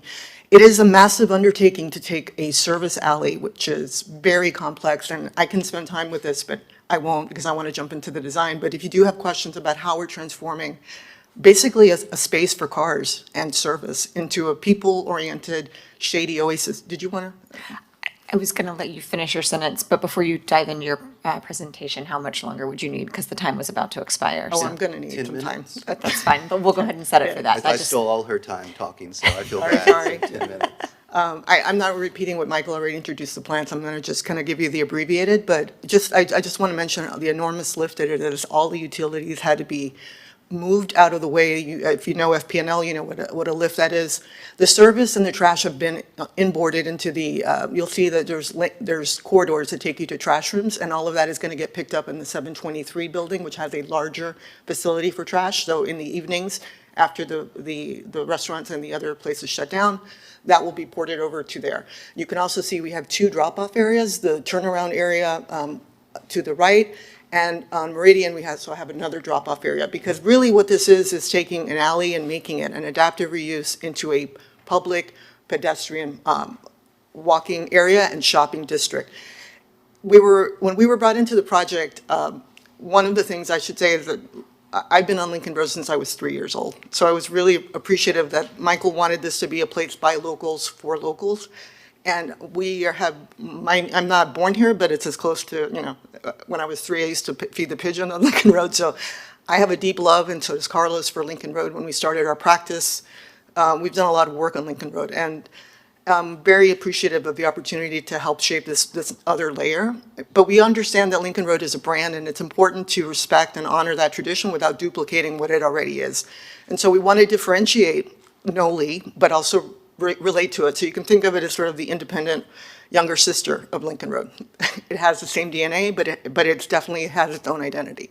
And part of the reason that we really love this project, climate change is real. We feel it every day. There's more months of the year that it's almost unbearable to walk on Lincoln Road. The shade canopy is not what we would all wish. And one of the things that Noli does really, I think, successfully is it brings mature vegetation, because pound for pound in terms of shade, bringing down the temperature and holding water, there's nothing better that we can do than add trees. So it might be odd to see an architect talk so much about trees, but really Noli for me is about adding shade, adding places for people to gather that are not necessarily related to commerce, third spaces that we've talked about. That's another way that this is for locals. If you're on your way to the gym, if you're leaving Meridian Avenue that's having all these improvements, you park your bike and you get on, you walk through a shady urban oasis. So a lot of it was about creating textures, recognizing, for example, the piano, black and white Lapidus gesture, but bringing the scale down, staying with kind of a black and white and gray palette, but bringing in the warmth of wood. It's an adaptive reuse. It's not trying to be fancy, and it's not trying to be more luxurious than Lincoln Road. It understands it's an adaptive reuse of an alley, but it still can be very beautiful, very humane. And hopefully the details and the scale of it start to bring you into what we all kind of love about European cities that have, or Worth Avenue, when you find yourself through a little alleyway, and as Michael was saying, discover these little moments that are different again in scale and offer opportunities for smaller emerging retailers to have a footprint in storied Lincoln Road. So that possibility of those micro retailers, very exciting. And what we love about Lincoln Road, we try to bring kind of those germs, those DNA into there. For example, the terrazzo inlays at the storefronts, taking a pattern of bricks as the main gesture, but then having inlays where people will sit to kind of mark that.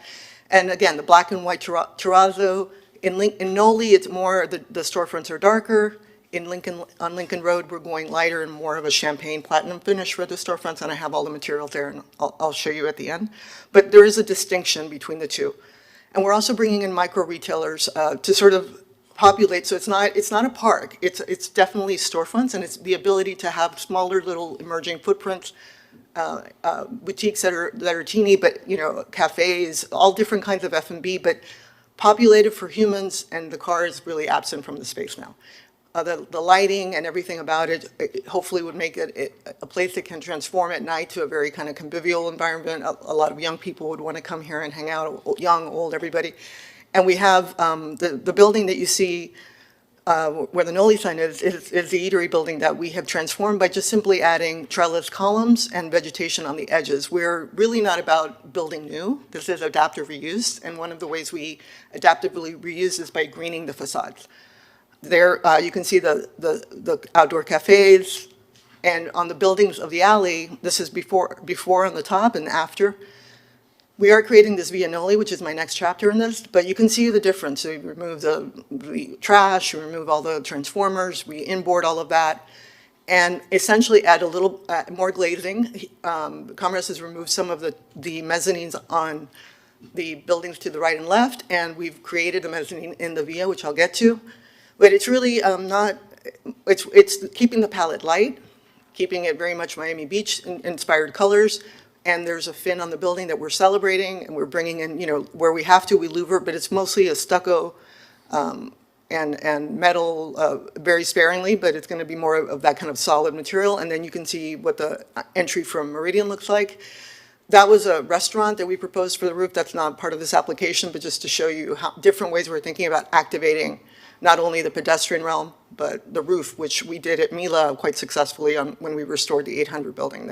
It's been a big hit. So I think more and more people are discovering the beauty of having indoor-outdoor restaurants as well. So that was just a proposal. And then when we get to the Via, which is, as Michael mentioned, a really interesting way of bringing those micros to the Lincoln Road and connective tissue. With the hotel getting built, a lot of people are wandering from, and are filtering from that parking garage, not knowing where they're going. So this is another way of them accessing Lincoln Road and having a different experience as they get there, as opposed to, facing a service lane, which is what's there presently. The Via came about to offer those smaller spaces. It goes from 120 to 260 square foot of retail. And as we looked at the original building, the Geiger building it was built in 1924. This is a picture from 1926. And most of the fabric, or all of the fabric that we can see of the existing building, of the Beaux-Arts, it looks like a sort of a Beaux-Arts period building, is not there. But one of the things that we discovered in looking at it, if you notice where the red square is, there appears to be a big vertical bay at one point that was there. There also was an attempt to break the cornice line and have a little bit of a variation, so it wasn't this relentless horizontal that we see presently. And there also appears to us, if you look at the proportion of the bulkhead, it looks much taller than what was there presently. And what we think, and we have records that show that the building was renovated in 1941 to 1946, which is wartime. And what happened at wartime is that, they lowered the storefronts and they built mezzanines for storage, et cetera. So we're looking at a building that has been streamlined in a way because it's more horizontal, but also lowered. And the storefront was really made into one long horizontal. So that's the only photo that I have of this building, so this is all we have to go from. And it's not that we're trying to recreate that building because we don't have the documentation, but I just wanted to show you that we have looked at what was there previously and trying to understand what's possible. And then in looking at the idea of a via, one of the things we love about this one is it's covered because in our climate it rains, it's going to have fans, it's going to have ventilation. And one of the things that we love about the European model is that this beautiful floor, and we told Michael early on, really you should bring in a terrazzo floor and do it like a signature Instagrammable moment of like a really beautiful, iconic, because that, the young people, I think they want to have discovery. And the idea is that you're walking on Lincoln Road and then all of a sudden you see a peak of a little something, that little speakeasy that we put on Lincoln Road. And then you find this beautiful floor and these little micro retailers. So that was the idea behind it. So we took unit 723 out. And that connected to the alley from Lincoln Road. The other thing that's super cool about this is that there's Dade County pine ceilings. So we're keeping that ceiling and we're exposing it. So when you're walking in the via, it's almost like you're uncovering the layers of history. You get to see how these buildings were put together. There's a lower part already and a higher part. And what we did when we were looking at it is, again, we really love the idea of a peekaboo little bar or restaurant. So we thought, how fun would it be to put a little bar looking over the via so you get to experience that section because it is lower in the front and then it gets to be double height at the rear. So you could see what we did from the restaurant to the left. There's like a little connector tissue that takes you to a little bar with a terrace. We pushed the bar back so that the frontage, excuse me, can I have some water? So that the frontage is not at the same line as the Lincoln Road facade. And what's in front of it is a terrace, and we'll show you in a section.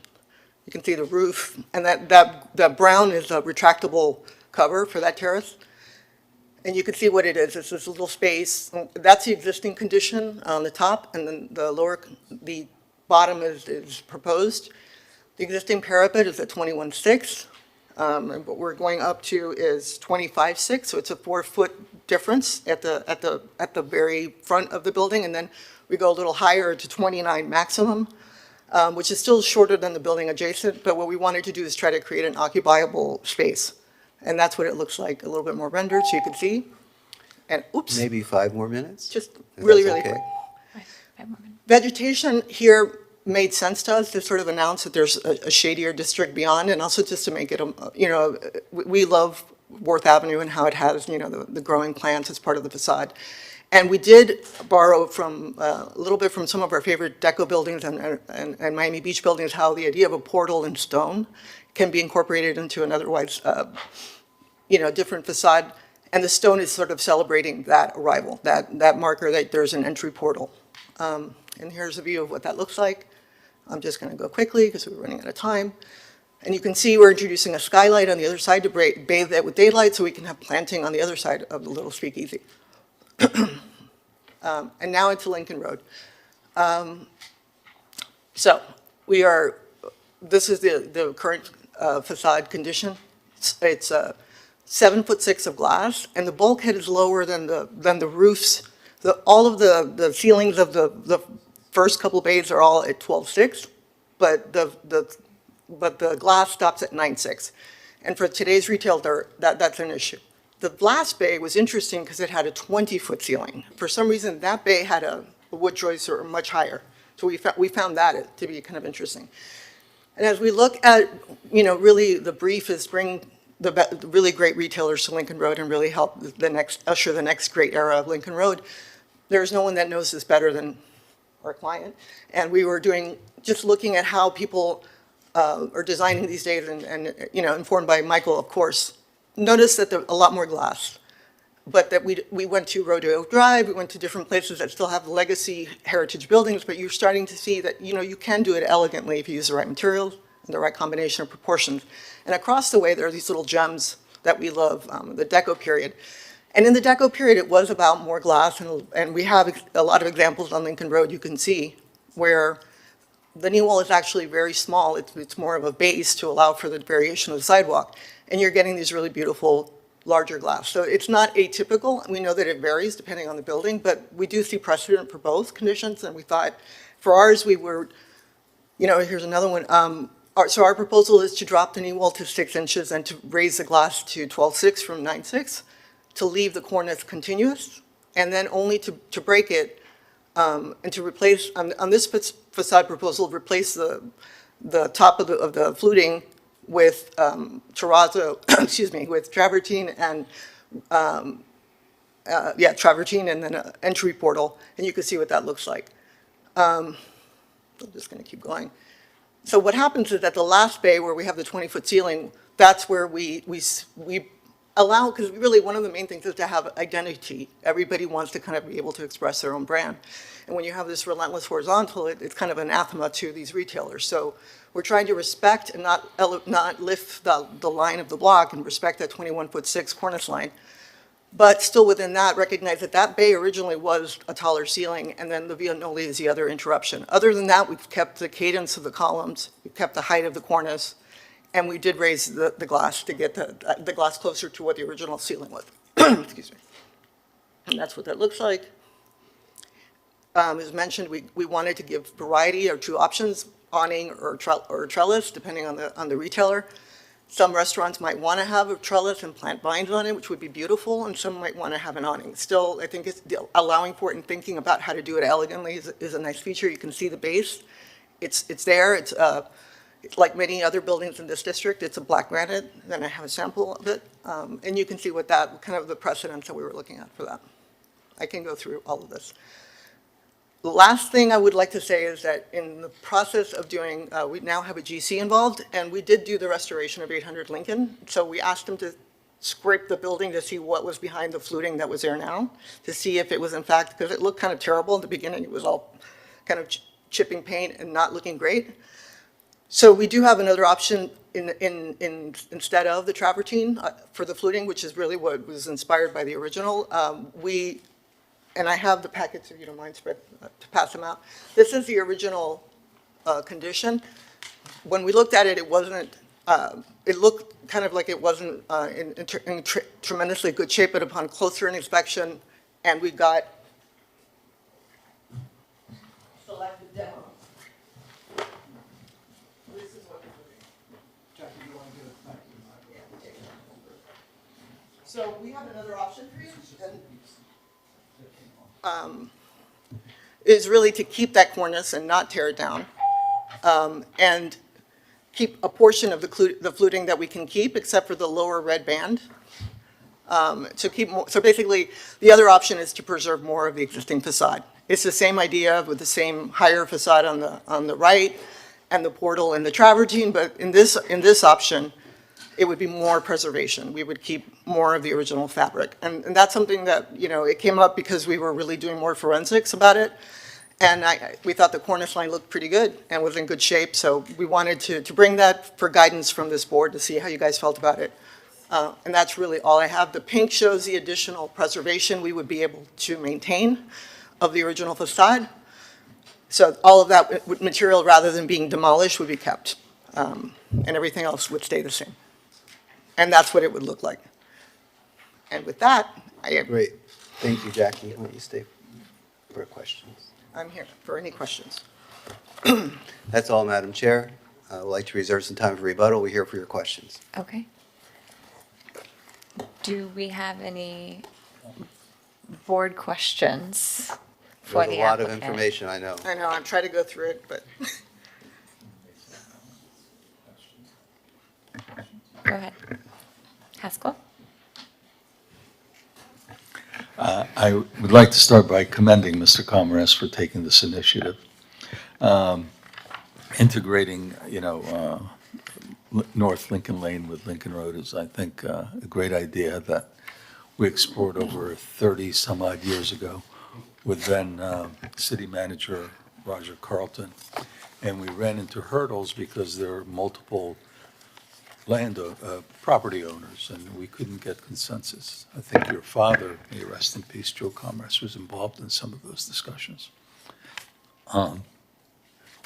Being the owner of multiple properties at this time gives you the opportunity to do something extraordinary like this, and I really think that it's a positive project for the city, especially when one sits at the eatery on the north side of Lincoln Lane and looks southward and sees all those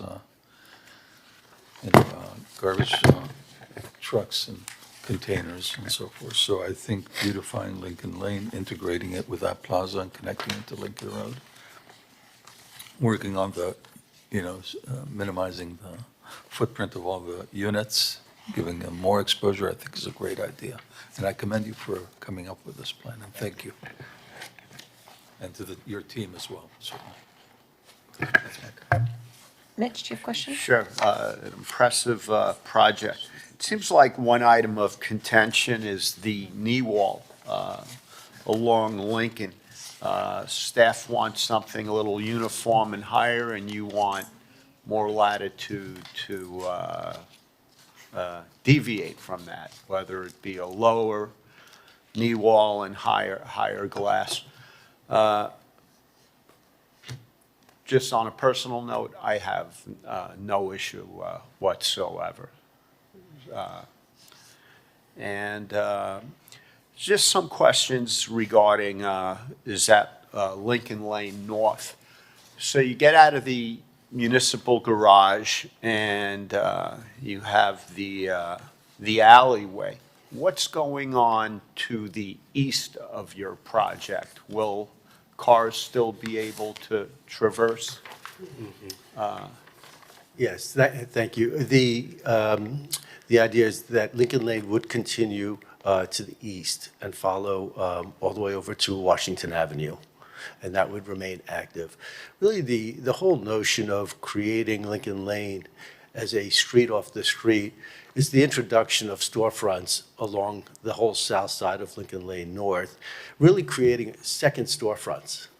I know in my mind, going forward, we should always be looking at Lincoln Lane as second storefronts as opposed to backs of buildings. Yeah. And I'm hopeful that this will translate down along the rest of Lincoln Lane to the east and to the west. I know that the rabbi has a location just to the east of me, and I would only hope that everything that we're doing will be used for inspiration for other people down along that way. I agree with you, but an issue that I imagine is those, the setbacks just continuously change. The synagogue juts further north, and I know there was the Thelma's house. How do you make that uniform? Or maybe part of the charm might be leaving it and just recreating a new facade along each element.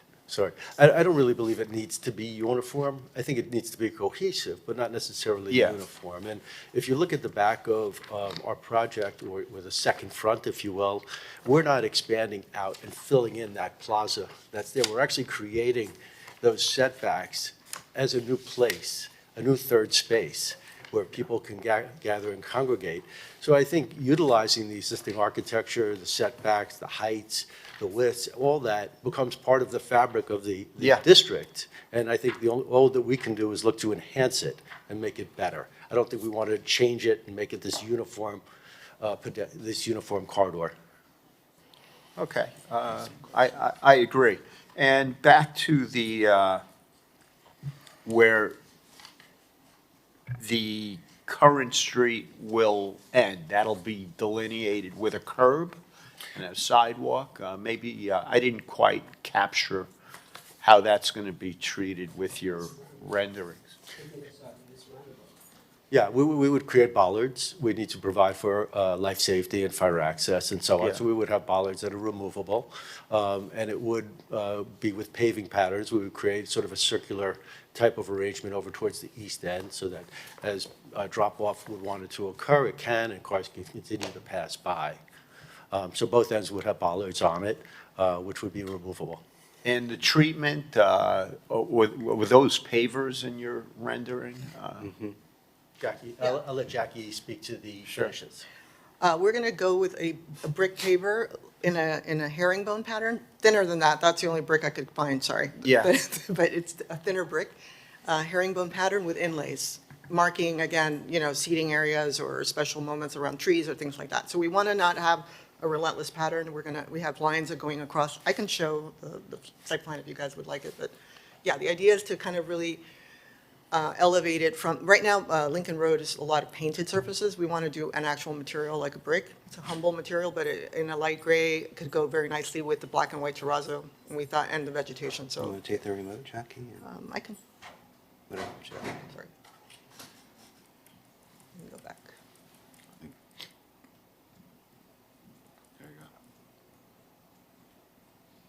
Yeah, you can see the lines coming through, the circular area where the truck drop-off is, those are bollards. Yeah. We didn't bring the full presentation of Noli just for time but we are presenting all of this with the DRB in 3 days or so. And that's the intention, is to create. Okay, that makes, Yeah. thanks for clearing that up.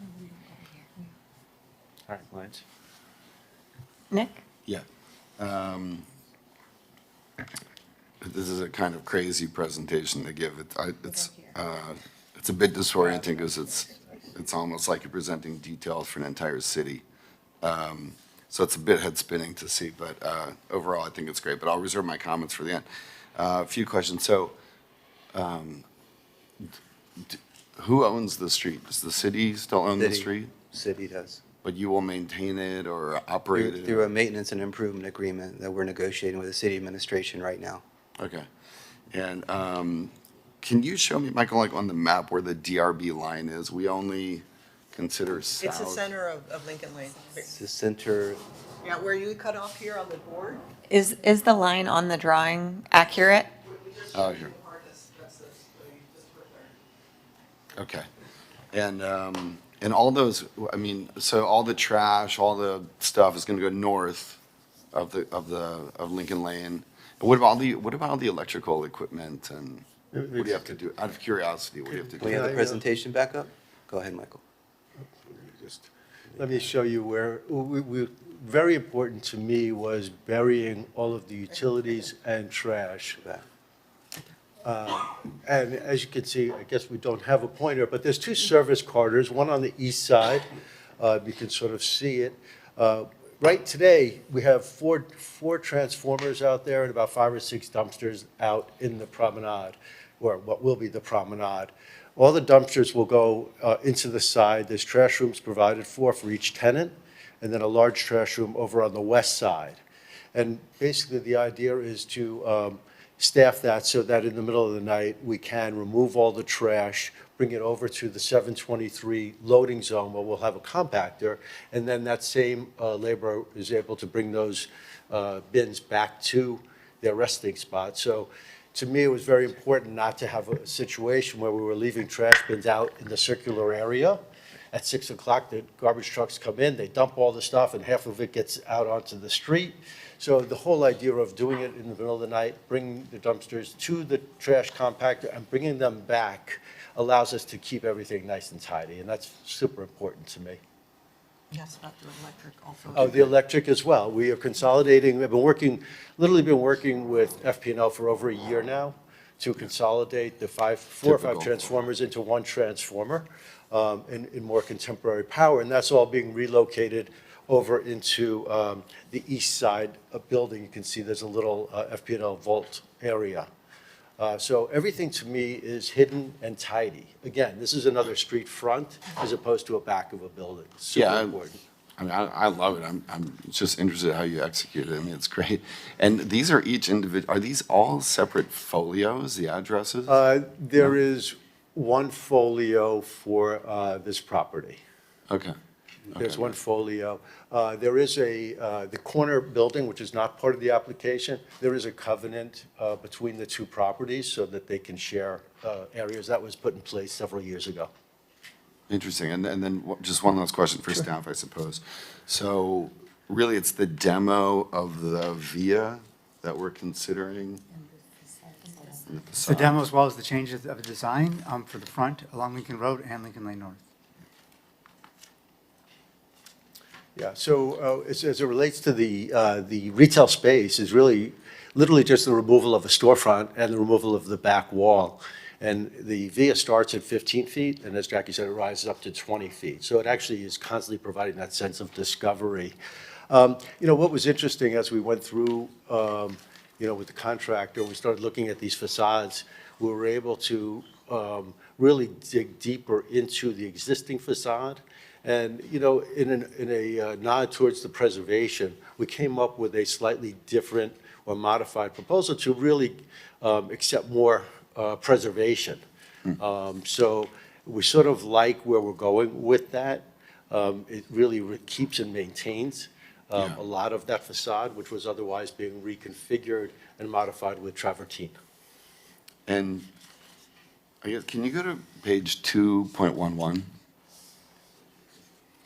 I don't know that I have the whole deck, just for Oh, brevity, okay. sorry. Which What was it? It's this. Oh, that one. I rendering have that, from yeah. inside. That one? Oh, yeah, there you go.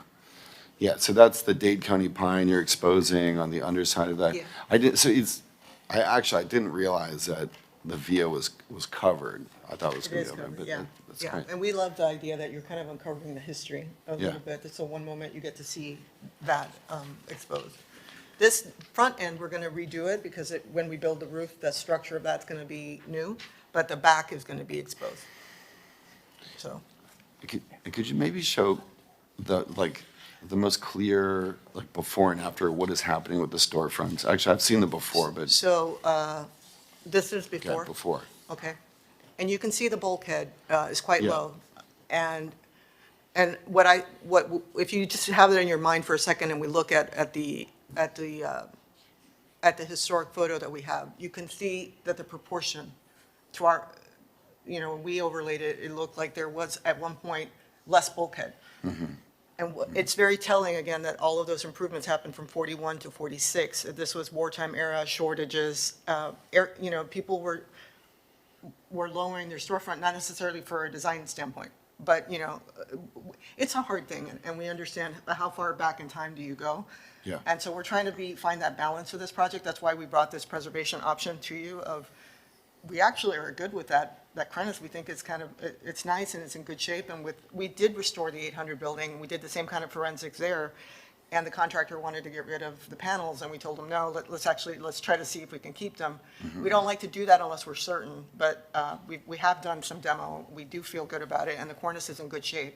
And I told Michael we could do it in stone, but it's never going to be, precisely the same thing, and, so it really is for you guys. We're happy with our original design, obviously, but we thought we'd bring More that present, option, yeah. And the cornice, we were taking pictures and doing this testing and so on, and Jackie sent me a picture of the cornice. I'm like, that cornice is really beautiful. Yeah. Let's see if we can actually save that cornice. And as we kept going further and further, we're like, you know what, we can really keep most of this and just modify the lower portion of it and restore it. And so it's an option for you guys. We didn't have a chance to give it to Michael because it was really just in the last week we had that option. So It was I more don't- preservation, not less, so we felt like we were. That's great. Thank you for doing that. Can we Can we see show what you're proposing? I don't think you have a rendering of it, but I think you have a drawing I do have the rendering of it. of the proposed preservation Yeah, option? we did Okay. render it, yeah. So Perfect. you can see it. Sorry, there's a lot of slides. Oh. Okay, so that was kind of the pattern, and then this is the rendering. So it keeps the, I believe we have the. Yeah. So you can see the proportions are, we've lost the little package I sent you, we lose the bottom horizontal, so we'll have to replace that, but we think we can do it because it's precast cement, and we've been successful in doing restorations for Pancoast buildings, et cetera, in precast cement, so we think we can match it, and that keeps everything above the horizontal band original, except for the Vianoli the intervention that we're doing there, and raising the ceiling of the last bay, which again, that ceiling, for some reason, had a 20-foot high ceiling, which it would be, really for a great retailer, would be, something very attractive for them, so we wanted to keep it.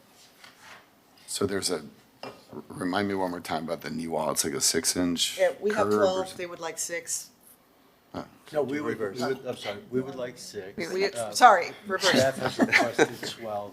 And, just to touch on that for a moment, knee walls vary over time, as do storefronts, as do retailing in the way that retailers actually merchandise. And, for us, we like not to have no knee wall because we do want to have a smaller knee wall just for great changes, as well as provide for sustainability. But also, when a retailer is showing a mannequin or a person dressed in the clothing in the store, they like them to stand at the same elevation and be able to look at them in the eyes. It's very much more contemporary than the old days when they had the elevated platforms, and you're sitting there looking at the person's legs because everybody's up here. So, this is just a contemporary way of dealing with these retail elements. Ray? First off, I want to thank you for the opportunity of walking the property with you. The only thing that I've been thinking about all of this time, you are basically stripping everything back and rebuilding. Why didn't you take into consideration sea level rise? It has been a topic of discussion and something that we need to work with. Lincoln Road has a built elevation that we have to match. It's very hard for us to take that elevation and, raise the whole ground floor.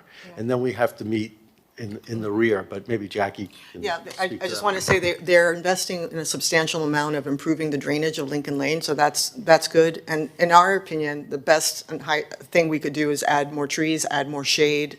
The trees absorb water and they hold it and they release it slowly. So in a unison, when you have a group of them, it can do some real good. And planting and vegetation, the height of Lincoln Road is set, but the storefronts being higher actually help us, because with the storefronts being lower, you really have no place to go. In the future, if that needs to lift, we cannot have a storefront that's 7'6" and rising. So a higher storefront is thinking about that in the future. If we need to raise that, that slab, we have a little bit of a buffer to work with. So in fact, it is something we think about quite a And lot. just when you were spending all that money, I'm thinking, gee. But we can't build for So I tomorrow and I have felt I had things to ask that question. at the wrong height, but we can think about what it's going to be, and definitely it's going higher, so. Any other questions? So just occurred to me now, so if the idea would be maybe in the future raising the floor if needed, then having a new wall may be helpful for the future. So I don't have, a preference over the higher, the lower new wall, but if you're trying to include some resilience into the tenant space, that could It's be actually one. the slab that needs to go, so it would be a rebuild anyway. Yeah. So I just have one question. What's the width and the length of the Vianoli? It's 17 foot wide by 100 foot deep, exactly like that long skinny retail space that we. Okay, yeah, because I didn't It's find the exactly dimensions right on through the that package. space. All right, thanks. Any other questions for the applicant? No? Okay. Go ahead, Mitch. The original, what was it, 1925 August Geiger structure. Michael, I know you've done extraordinary preservation work where you've taken what was non-existent other than in photographic documentation and returned it. Have you considered that in this case? We consider all aspects of it. Yeah. That building was so severely modified and was not a great example of what we were looking to achieve. As an alternative, or as opposed to the building at 744 Lincoln Road, which was, I checked, it was a Russell Pancoast building built in 1935. There we were able to find some great documentation and actually restore a lot of those details. We are actually going to be doing that to another building at 801 Lincoln Road, which will be, over the next several months, be coming to HPB for review. But to me, it just wasn't there with that building, and the existing structure wasn't there for that. Yeah. But we did look at the proportions and that moment that we found. And so that grainy photograph was this big and we blew it up for you, but that's really all we have. I also didn't note in your historic resources report, a building August Geiger did was the old Carl Fisher office building, which we all remember the painstaking effort Mark Soika and company. Actually, the renovation in the 40s, also Geiger did this, so the Yeah. present, so it is still Geiger. Yeah. You know, Okay. so if we want to know what Geiger would have done, he kind of did it. but- Yeah. Thanks. Do we have any further questions for the applicant? Okay, board disclosures? Okay, so I took a tour with, or a site visit with the applicant. They invited me, I couldn't make it, but Okay, so public hearing? Do we have anybody on Zoom? I know we've got some people in the audience. There's nobody online with their hand raised on Zoom? Okay, so if you're on Zoom, raise your hand. Otherwise, we'll take speakers from the audience. And Elizabeth, just confirming that that was a disclosure. Yes, I mentioned that I was invited for a tour and I could not attend. Oh, okay, thank you.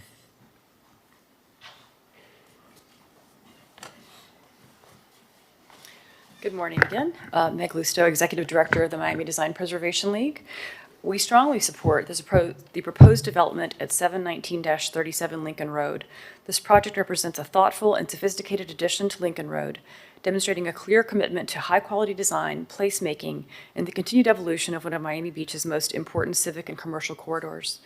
We commend the design team for its attention to architectural detail and the materiality, as well as its careful consideration of the pedestrian experience.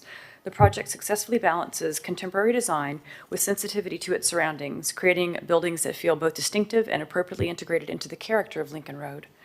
Particularly noteworthy are three elements of the proposal: the courtyard space on Lincoln Lane, the breezeway, now the via, and the landscaping plan. The courtyard will activate and beautify a space on a street that has largely been treated as an alley, bringing life and vitality to an underused public thoroughfare. The breezeway is an enticing visual and practical element that will draw pedestrians through the building to the courtyard and offer access to additional shops on the interior. The project's landscape strategy incorporates abundant greenery and thoughtfully designed outdoor spaces that enhance the public realm, soften the building's presence, and contribute to the walkability and vibrancy that have long defined Lincoln Road. The landscaping is not merely decorative, but serves as an integral component of the overall design vision. The project demonstrates an understanding that great urban places are created through the combination of architecture, streetscape, and public experience.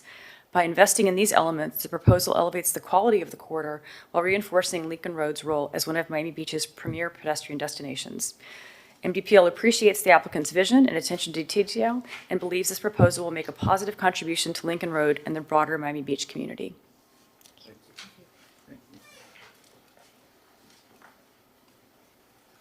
Good morning, Board. Good morning, staff. Annabelle Yopis, Executive Director for the Lincoln Road Business Improvement District. To say that the Board is behind this is an understatement.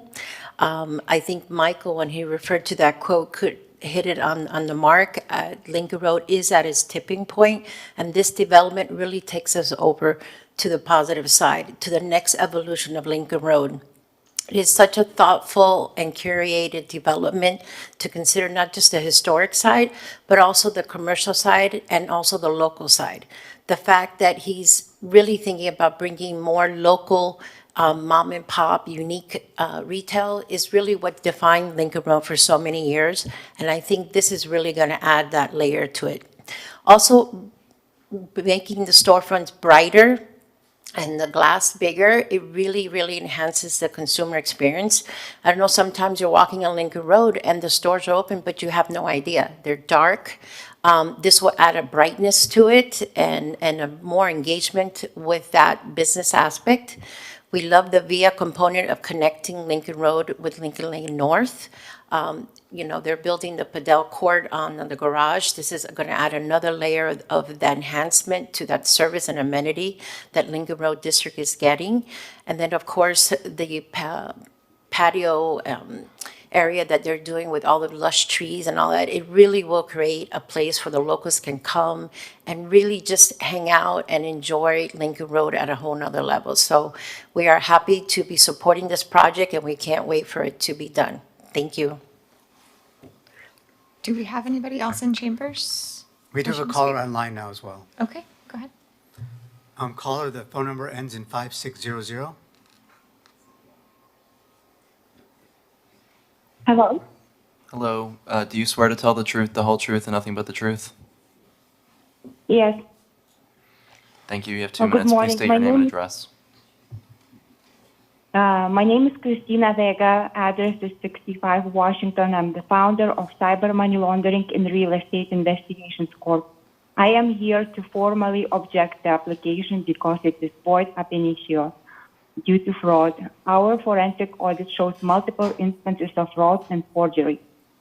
Based on Miami Beach City Code Section 118-32 application requirements, only the fee simple owner has the legal standing to file a land use application.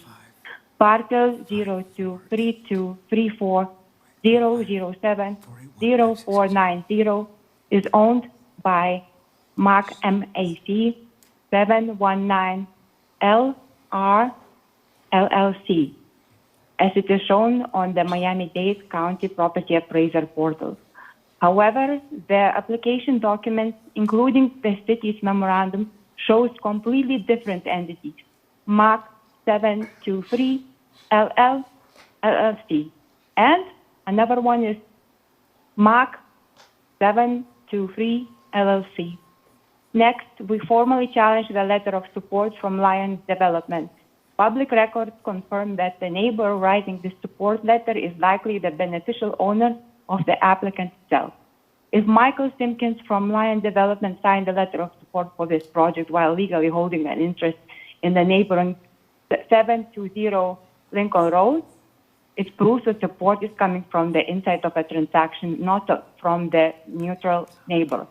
Please take notice that Cyber Money Laundering and Real Estate Investigations Corp has formally executed an IRS criminal investigation referral via Form 3949 due to systemic property tax refund money laundering, which totals in the amount of $1.5 million.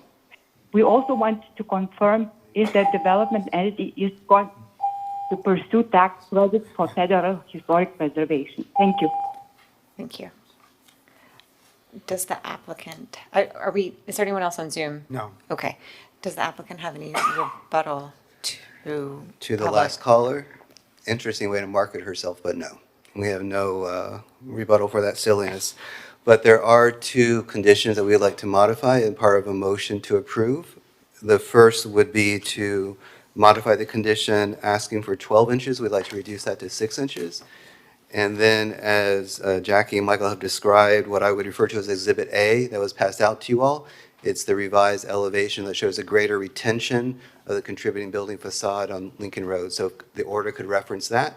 Those 2 changes would be a big help, Madam Chair. Okay, thank you. So the 6-inch, they would prefer a 6-inch knee wall versus 12, and then they want to use the retention of the front facade as opposed to, or clarity, I guess, from the board. Right. So I don't understand what the you're asking. plan pages that were passed out, There's a lot of them, yeah. Which one? collectively, they're called Exhibit A. Collectively. And they collectively show a greater retention of the contributing building facade. Do you want to show? So if we're looking at the 2 boards in front of us. The pink shows what we're retaining. Thank you. That otherwise would have been demolished. Right, and then the one on the right would have been the original. Perfect. That's what I just wanted to make sure. Thank you. That's new, so we printed up here. Thank you. You want to do this, not this? Correct. Yes. That's more restorative. On the left, they want to do the more restorative This nature. one's more restorative. They want to restore more to what was original versus make a modification. So we're supportive of that. Yeah, this is the modifications. Yes, to the left. And the pink you said is the, That's that fluting that. there we Carlos go. wants to- Could we put, okay. So this is the preservation option on our left and on the, Exactly the same height, the fluting is the original fluting, and the corner is the original corner. okay. All right, thank you. Nice, great. And that's all, Madam Chair. Thank you. Okay, So that closes our public hearing. So if we have board commentary, I'll start with Ray.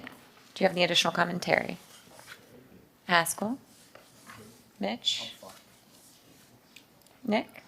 I mean, You said you were going to save your commentary, so. yes, for the commentary section.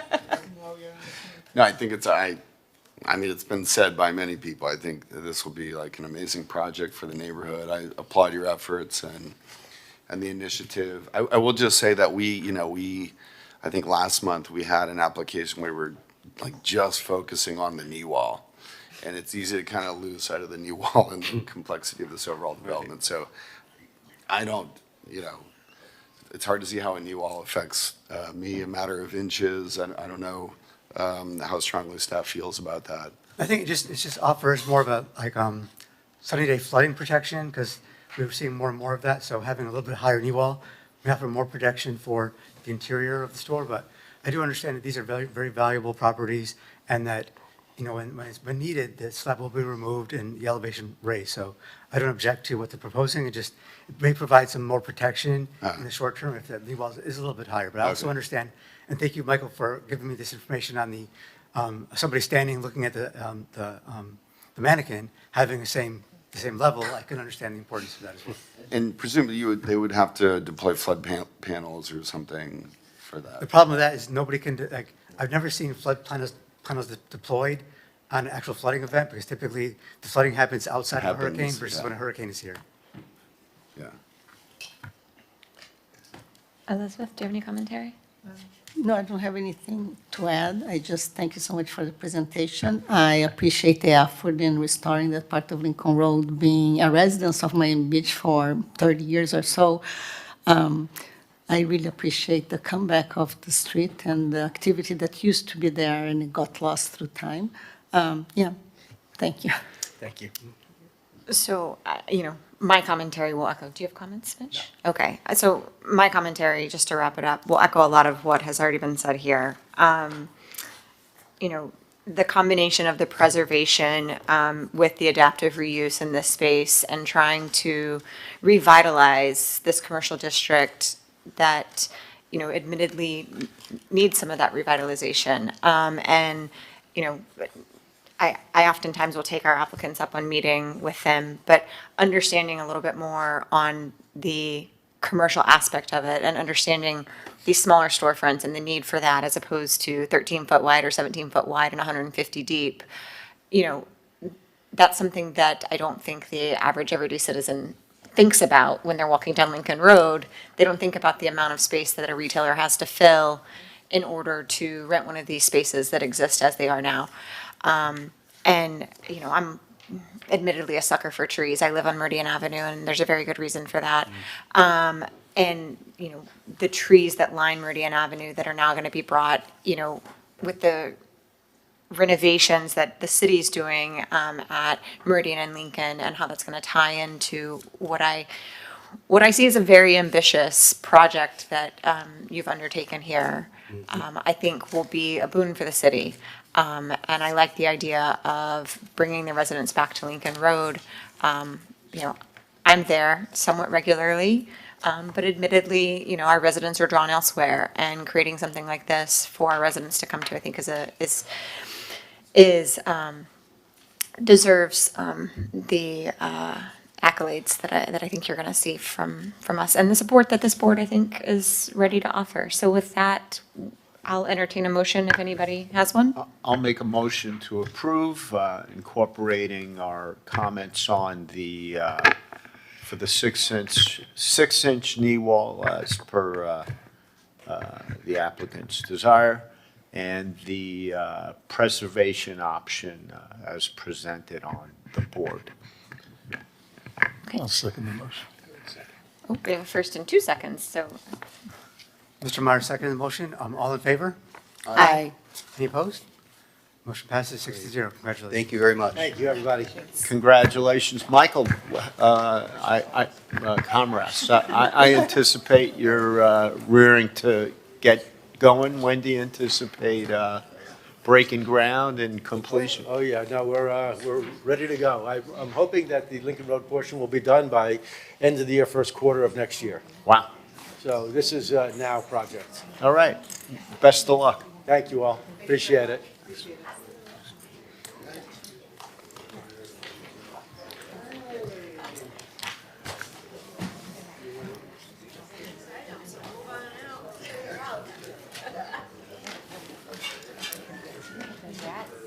So the next item on our agenda is our last item, the discussion item, which is the railing design guidelines for non-contributing historic buildings.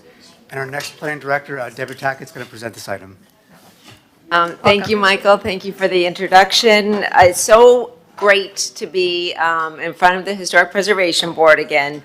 The reason why I'm here is because, and I think some of you may remember, in 2024, the mayor and the city commission established what was the Historic Preservation Ordinance Review Ad Hoc Committee. This was a committee that was established to review the existing historic preservation ordinance and make recommendations in terms of improving the review process and streamlining some of the sections of the ordinance that hadn't really been comprehensively looked at since it was initially created in the 1980s.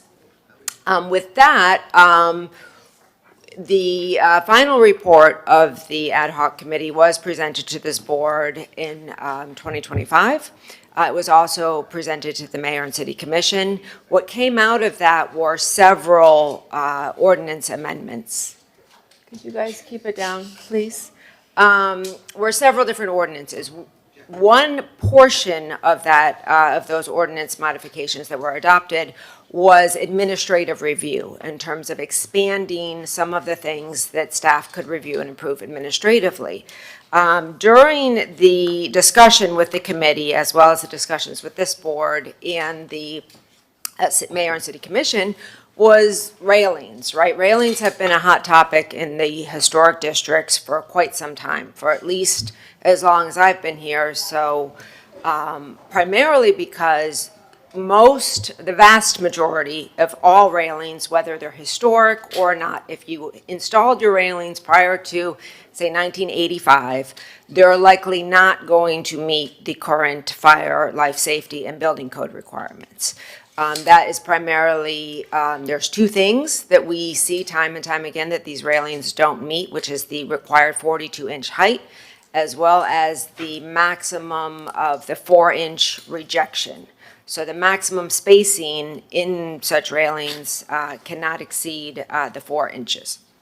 So we're seeing more and more. One of the more recent concerns I know this Historic Preservation Board has been involved in these discussions, the ad hoc committee and staff, quite frankly, is the updated building certification process, which is now quite robust and is causing some of our older condominiums, a lot of stress in terms of financial stress on these issues that come up during the building recertification. So it's a 40-year recertification, and then every 10 years, the building is required to be recertified again. One of the biggest hardships that we've seen, especially for these non-contributing buildings, this item is only for non-contributing buildings, is the railings in terms of, you'll see a lot of, between 1965 and say 1980, a lot of these, very heavy concrete railings, because that was the style of the day, are actually causing not only the railings themselves to fail, but also the slabs that a lot of these railings are attached to fail. If we could pull up the actual guidelines, and I want to thank, I'm going to go right into the guidelines now, but I want to thank Giselle and Michael for all of the work that they, while I'm presenting it because I started from the beginning of this ad hoc ordinance review committee, but Michael and Giselle really did a beautiful job putting these design guidelines together. So this is only for contributing buildings, and I think, let's see if I can figure this out. So the statement of the problem, which is what I was speaking of before, is the building recertifications that we've seen. We've seen a non-contributing building requiring, if they're not going to, let's see, all of the photographs didn't show up, but if you look at page 5 in your package, you can see a lot of these are typical of what we have existing, but they're also, if you look at the next page, things that have come before this Historic Preservation Board that the board has approved. So the board has approved on page 6, you'll see a project that was approved by the board. And on page 7, you see 2 projects that was actually reviewed and approved by this board. These are all non-contributing buildings. And they came to the planning department, very distressed. These are primarily attainable and/or affordable workforce housing. A lot of these buildings do contain a significant elderly population, people who have owned these condo units really since the 70s and 80s, in my experience. And they are really suffering in terms of what we can approve administratively. So regardless of a contributing or non-contributing status, staff has had previously had the same rule, right? Regardless if it was built in 1980, you would need to replicate the previously, original designed railings, which that, is a safe fail and a safeguard for contributing buildings that we want to see their character to the greatest extent possible preserved. But for non-contributing buildings, it was really just causing a significant hardship, not only with the property owners, but with the building department trying to recertify these buildings. What we saw with some of them, because some of the buildings did end up going through trying to replicate, is that would result in actually these slabs that the railings are attached to having to be ripped off or significantly cut back so that it would reduce the area of their balconies. And it was kind of a snowball effect on a lot of these property owners. And moving forward, we support the ad hoc committee's recommendation to allow staff to really approve for non-contributing buildings only various alternative types of railings that don't necessarily match the existing design of the railings. They could match, and we certainly, if they have a cool existing railing design, we would certainly, use the criteria and use these guidelines to encourage that. But we could also approve, alternate type of railings. Another interesting fact is that a lot of when these buildings were built, a lot of these masonry railings, I'm trying to see if we have any more photographs. I think you're going to have to refer to your package, and if anyone's watching online, you can refer to the attachment on the agenda. But a lot of these masonry railings were off-the-shelf railings. They were not custom railings. It was just kind of, okay, you picked what you wanted out of a catalog, which is how we see, vertical pickets and horizontal pickets and cable railings today. They're standard railings that you can buy. Unfortunately, the masonry railings are no longer standard railings that you can buy off the shelf, that they would all have to be, very custom made, and it is causing not only stress for the residents of the building, but also for staff and this board to have to unnecessarily review a lot of these relatively minor changes to non-contributing buildings. So with that, we are asking the board to issue a favorable recommendation to the mayor and city commission. Ultimately, it's the duty of the mayor and city commission to adopt the design guidelines. But we would like a favorable recommendation from this board, and I'm certain that the city commission would also like to hear your comments. Nick, did you have a comment? I have a disclosure, I'm a railing buff. I love handrails. So in a nutshell, this is for administrative review of railing replacements. So you wouldn't need. That's correct. Would that be like a standalone sub-permit? It'd be a permit, part of their concrete restoration or part of their balcony replacements. We review it, like right now, we review it as part of that, a C of A either administratively or at the board level. In this case, this allows us at staff level to approve this replacement that doesn't match the original railing design. Now, of course, if the building is contributing, we would still make sure that they more closely match the original railings, but it could be different materials and lighter weight. So My understanding is this administrative approval is strictly for non-contributing, correct? Correct, yes. And then if contributing, then most likely they would end up here. Well, if somebody wanted to match the original railings with different materials, that could be done administratively. If they want to change the design, that would have to come back here for contributing buildings. Or if they have to change the design and don't want, I mean, sometimes you have to, right? But our current guidelines for contributing buildings allow some administrative review of minor modifications to meet that the 42-inch and And the the 4-inch 4-inch. injection. So we are, I mean, if someone has an existing railing that structurally is fine, but they don't meet that 4-inch rejection or the height, sometimes, and this is the best case scenario, those existing railings can just be modified to meet those requirements by either putting a top rail above the 36 inches, because they're usually at 36 inches, or putting intermediate, Rejection. pieces in to meet that 4-inch requirement. Go ahead, Nick. Debbie, I have a question. Why on section 4.3 on page 8, it says, "Design shall not directly replicate or closely imitate railing details of a contributing building"? Why is that? That was, let me see. Within the same historic district? That was supposed to be crossed out. We meant to replace that with what's indicated on the next page, which is talking more about materials, not using, low-quality materials. So that was like an earlier draft that I didn't strike out from that position, but I was stricken out from the prohibited element. So I'll correct that for the file. Okay. The third bullet of 4.3 should be stricken? Correct. Okay. And I was going to ask, staff, would you ever reject a railing design based on aesthetics as long as it met these typologies? Like, would there? I think if there was a conflicting, let's say it had multiple, if they were leaving some portions and not others, if there was the new railing conflicted with what was there, that may be a reason for us to require a different railing design. But I think generally, this variety will fit any sort of building within this era. It's classified as not contributing. We left it more open just in case. I have seen cases where you have a mixture of concrete railings on the building and having more, adding to that could be a problem, so. Okay. Yeah.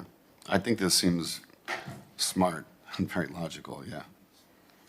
And I don't know if you'll remember, I know 1150 ended up coming before us when we were in the convention center.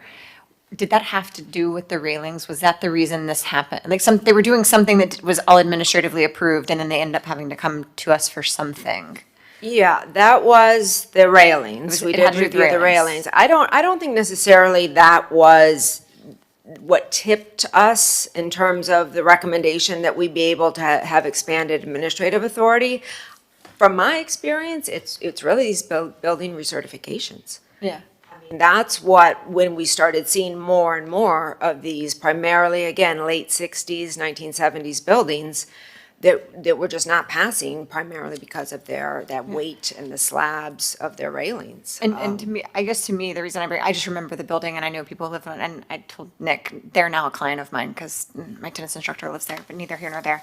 But I remember that they weren't expecting to come before us and then they were kind of midway through things and ended up having to come before the Historic Preservation Board. And I think the railings had something to do with it.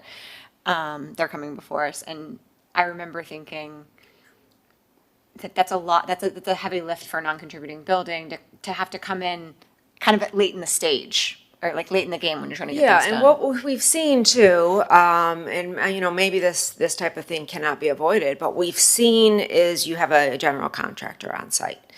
And that general contractor is trying to chip away and fix the spalling of these balcony slabs and the railings. And overnight, it seems, they're just ripping things off the building. They're ripping a whole side of railings off the building, thinking, well, they were, the concrete was failing and we had to replace it anyways. And we did see a couple of those condominiums, again, non-contributing buildings, have to basically put their entire recertification on hold because they had to go through this board review cycle instead of just being able to be reviewed administratively. Okay, thank you. Yeah, I remember there was one older building that they had taken off the cement railing and the contractor already ordered all the metal railings. And the homeowners were here saying like, what can we do? And we allowed it to That be was that way. 11:50. I'm sure a lot of this has happened because of that. But what I also want to know is you're talking about what about the contributing buildings? So the contributing buildings, we did, as part of the ad hoc ordinance, we did, and the commission, this board reviewed and the commission adopted an amendment that basically allows staff to review replacement of contributing railings for a contributing structure as long as they closely resemble the original historic design. So what does that mean? That means if you, because we do have MIMO buildings, right, that do have some of these breeze block, beautiful breeze block railings that are contributing. Basically, that would allow us to approve a very similar design, but perhaps with a different material. Maybe there are, it's an aluminum system that replicates the same pattern that's existing. So we currently have the authority to have minor modifications to railings of contributing buildings, but it wouldn't go as far as this current set of guidelines does, which would allow, completely different designed railings. Because a lot of these railings on our historic buildings are character-defining features. And I think, while staff is perfectly capable of making sure that the character is retained, I think it doesn't make much sense because we would be sending those to the board anyways. We would say, no, you're ripping off these beautiful, decorative railings and you're just putting vertical pickets. We wouldn't be able to do that administratively because of our certificate of appropriateness review criteria. Okay. I just have one quick comment on page 3, on the last 2 images that shows the metal picket. It shows like a vertical one and then shows a horizontal next to it. And so I know that several municipalities do not allow horizontal railings because kids can climb as if it were a stair and fall from there to the other side. So I just would be a little bit careful suggesting that that could be used. Okay, very good. Oh, do we have that? We don't have that restriction in the beach, do we? No, we don't. I mean, I've seen lots of new railings to horizontal. I know because I have encountered this problem in the past, and I think it's a real problem, Yeah, right? I've seen cases where, I know, back before I worked for the city, I worked for an architecture firm, and things you can do by having like at the base, like an angled, like a low wall or curb, and then even angling those horizontal railings inward or outward, so it's not easily climbable. Little things like that. No, I mean, of course, there is a ways to avoid, but I just want to bring it up because the last thing you want now is kids falling from balconies, right? Wouldn't strike horizontal, maybe we'll have like a provision regarding extra review for safety or something regarding that in our recommendation to allow horizontal railings. Do we have any further commentary?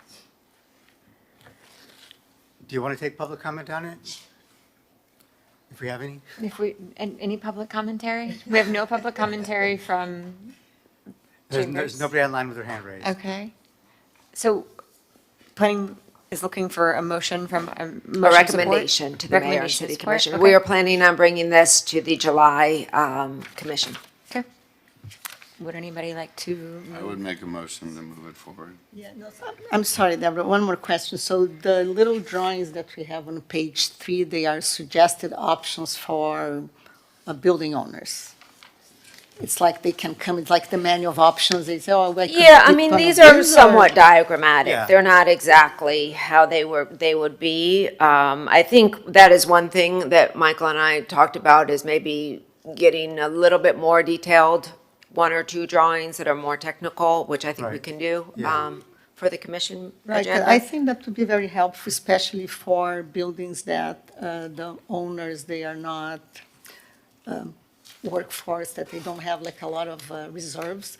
And so they can come more prepared when they hire a contractor to replace, and then they have already something pre-existing or a sample to show. Typical detail, like. Right, to avoid problems in the future of being Yeah, I inside. agree. I think that would be much more helpful for building owners. Yeah, we can take a look at some permits and get some typical details and include that as well.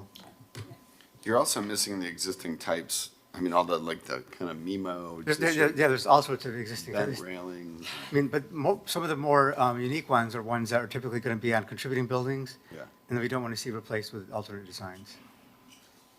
So- This was, we couldn't be exhaustive in terms of our types. It's sort of just like, these are typical, railings that we have in the district. So I think we have a motion. Do we have a second? Second. All in favor? Aye. Right. Oh, Any opposed? was that a question or an aye? Great. With that concludes our agenda for today. Thank you very much. All right, so I see you, Debbie. we're adjourned.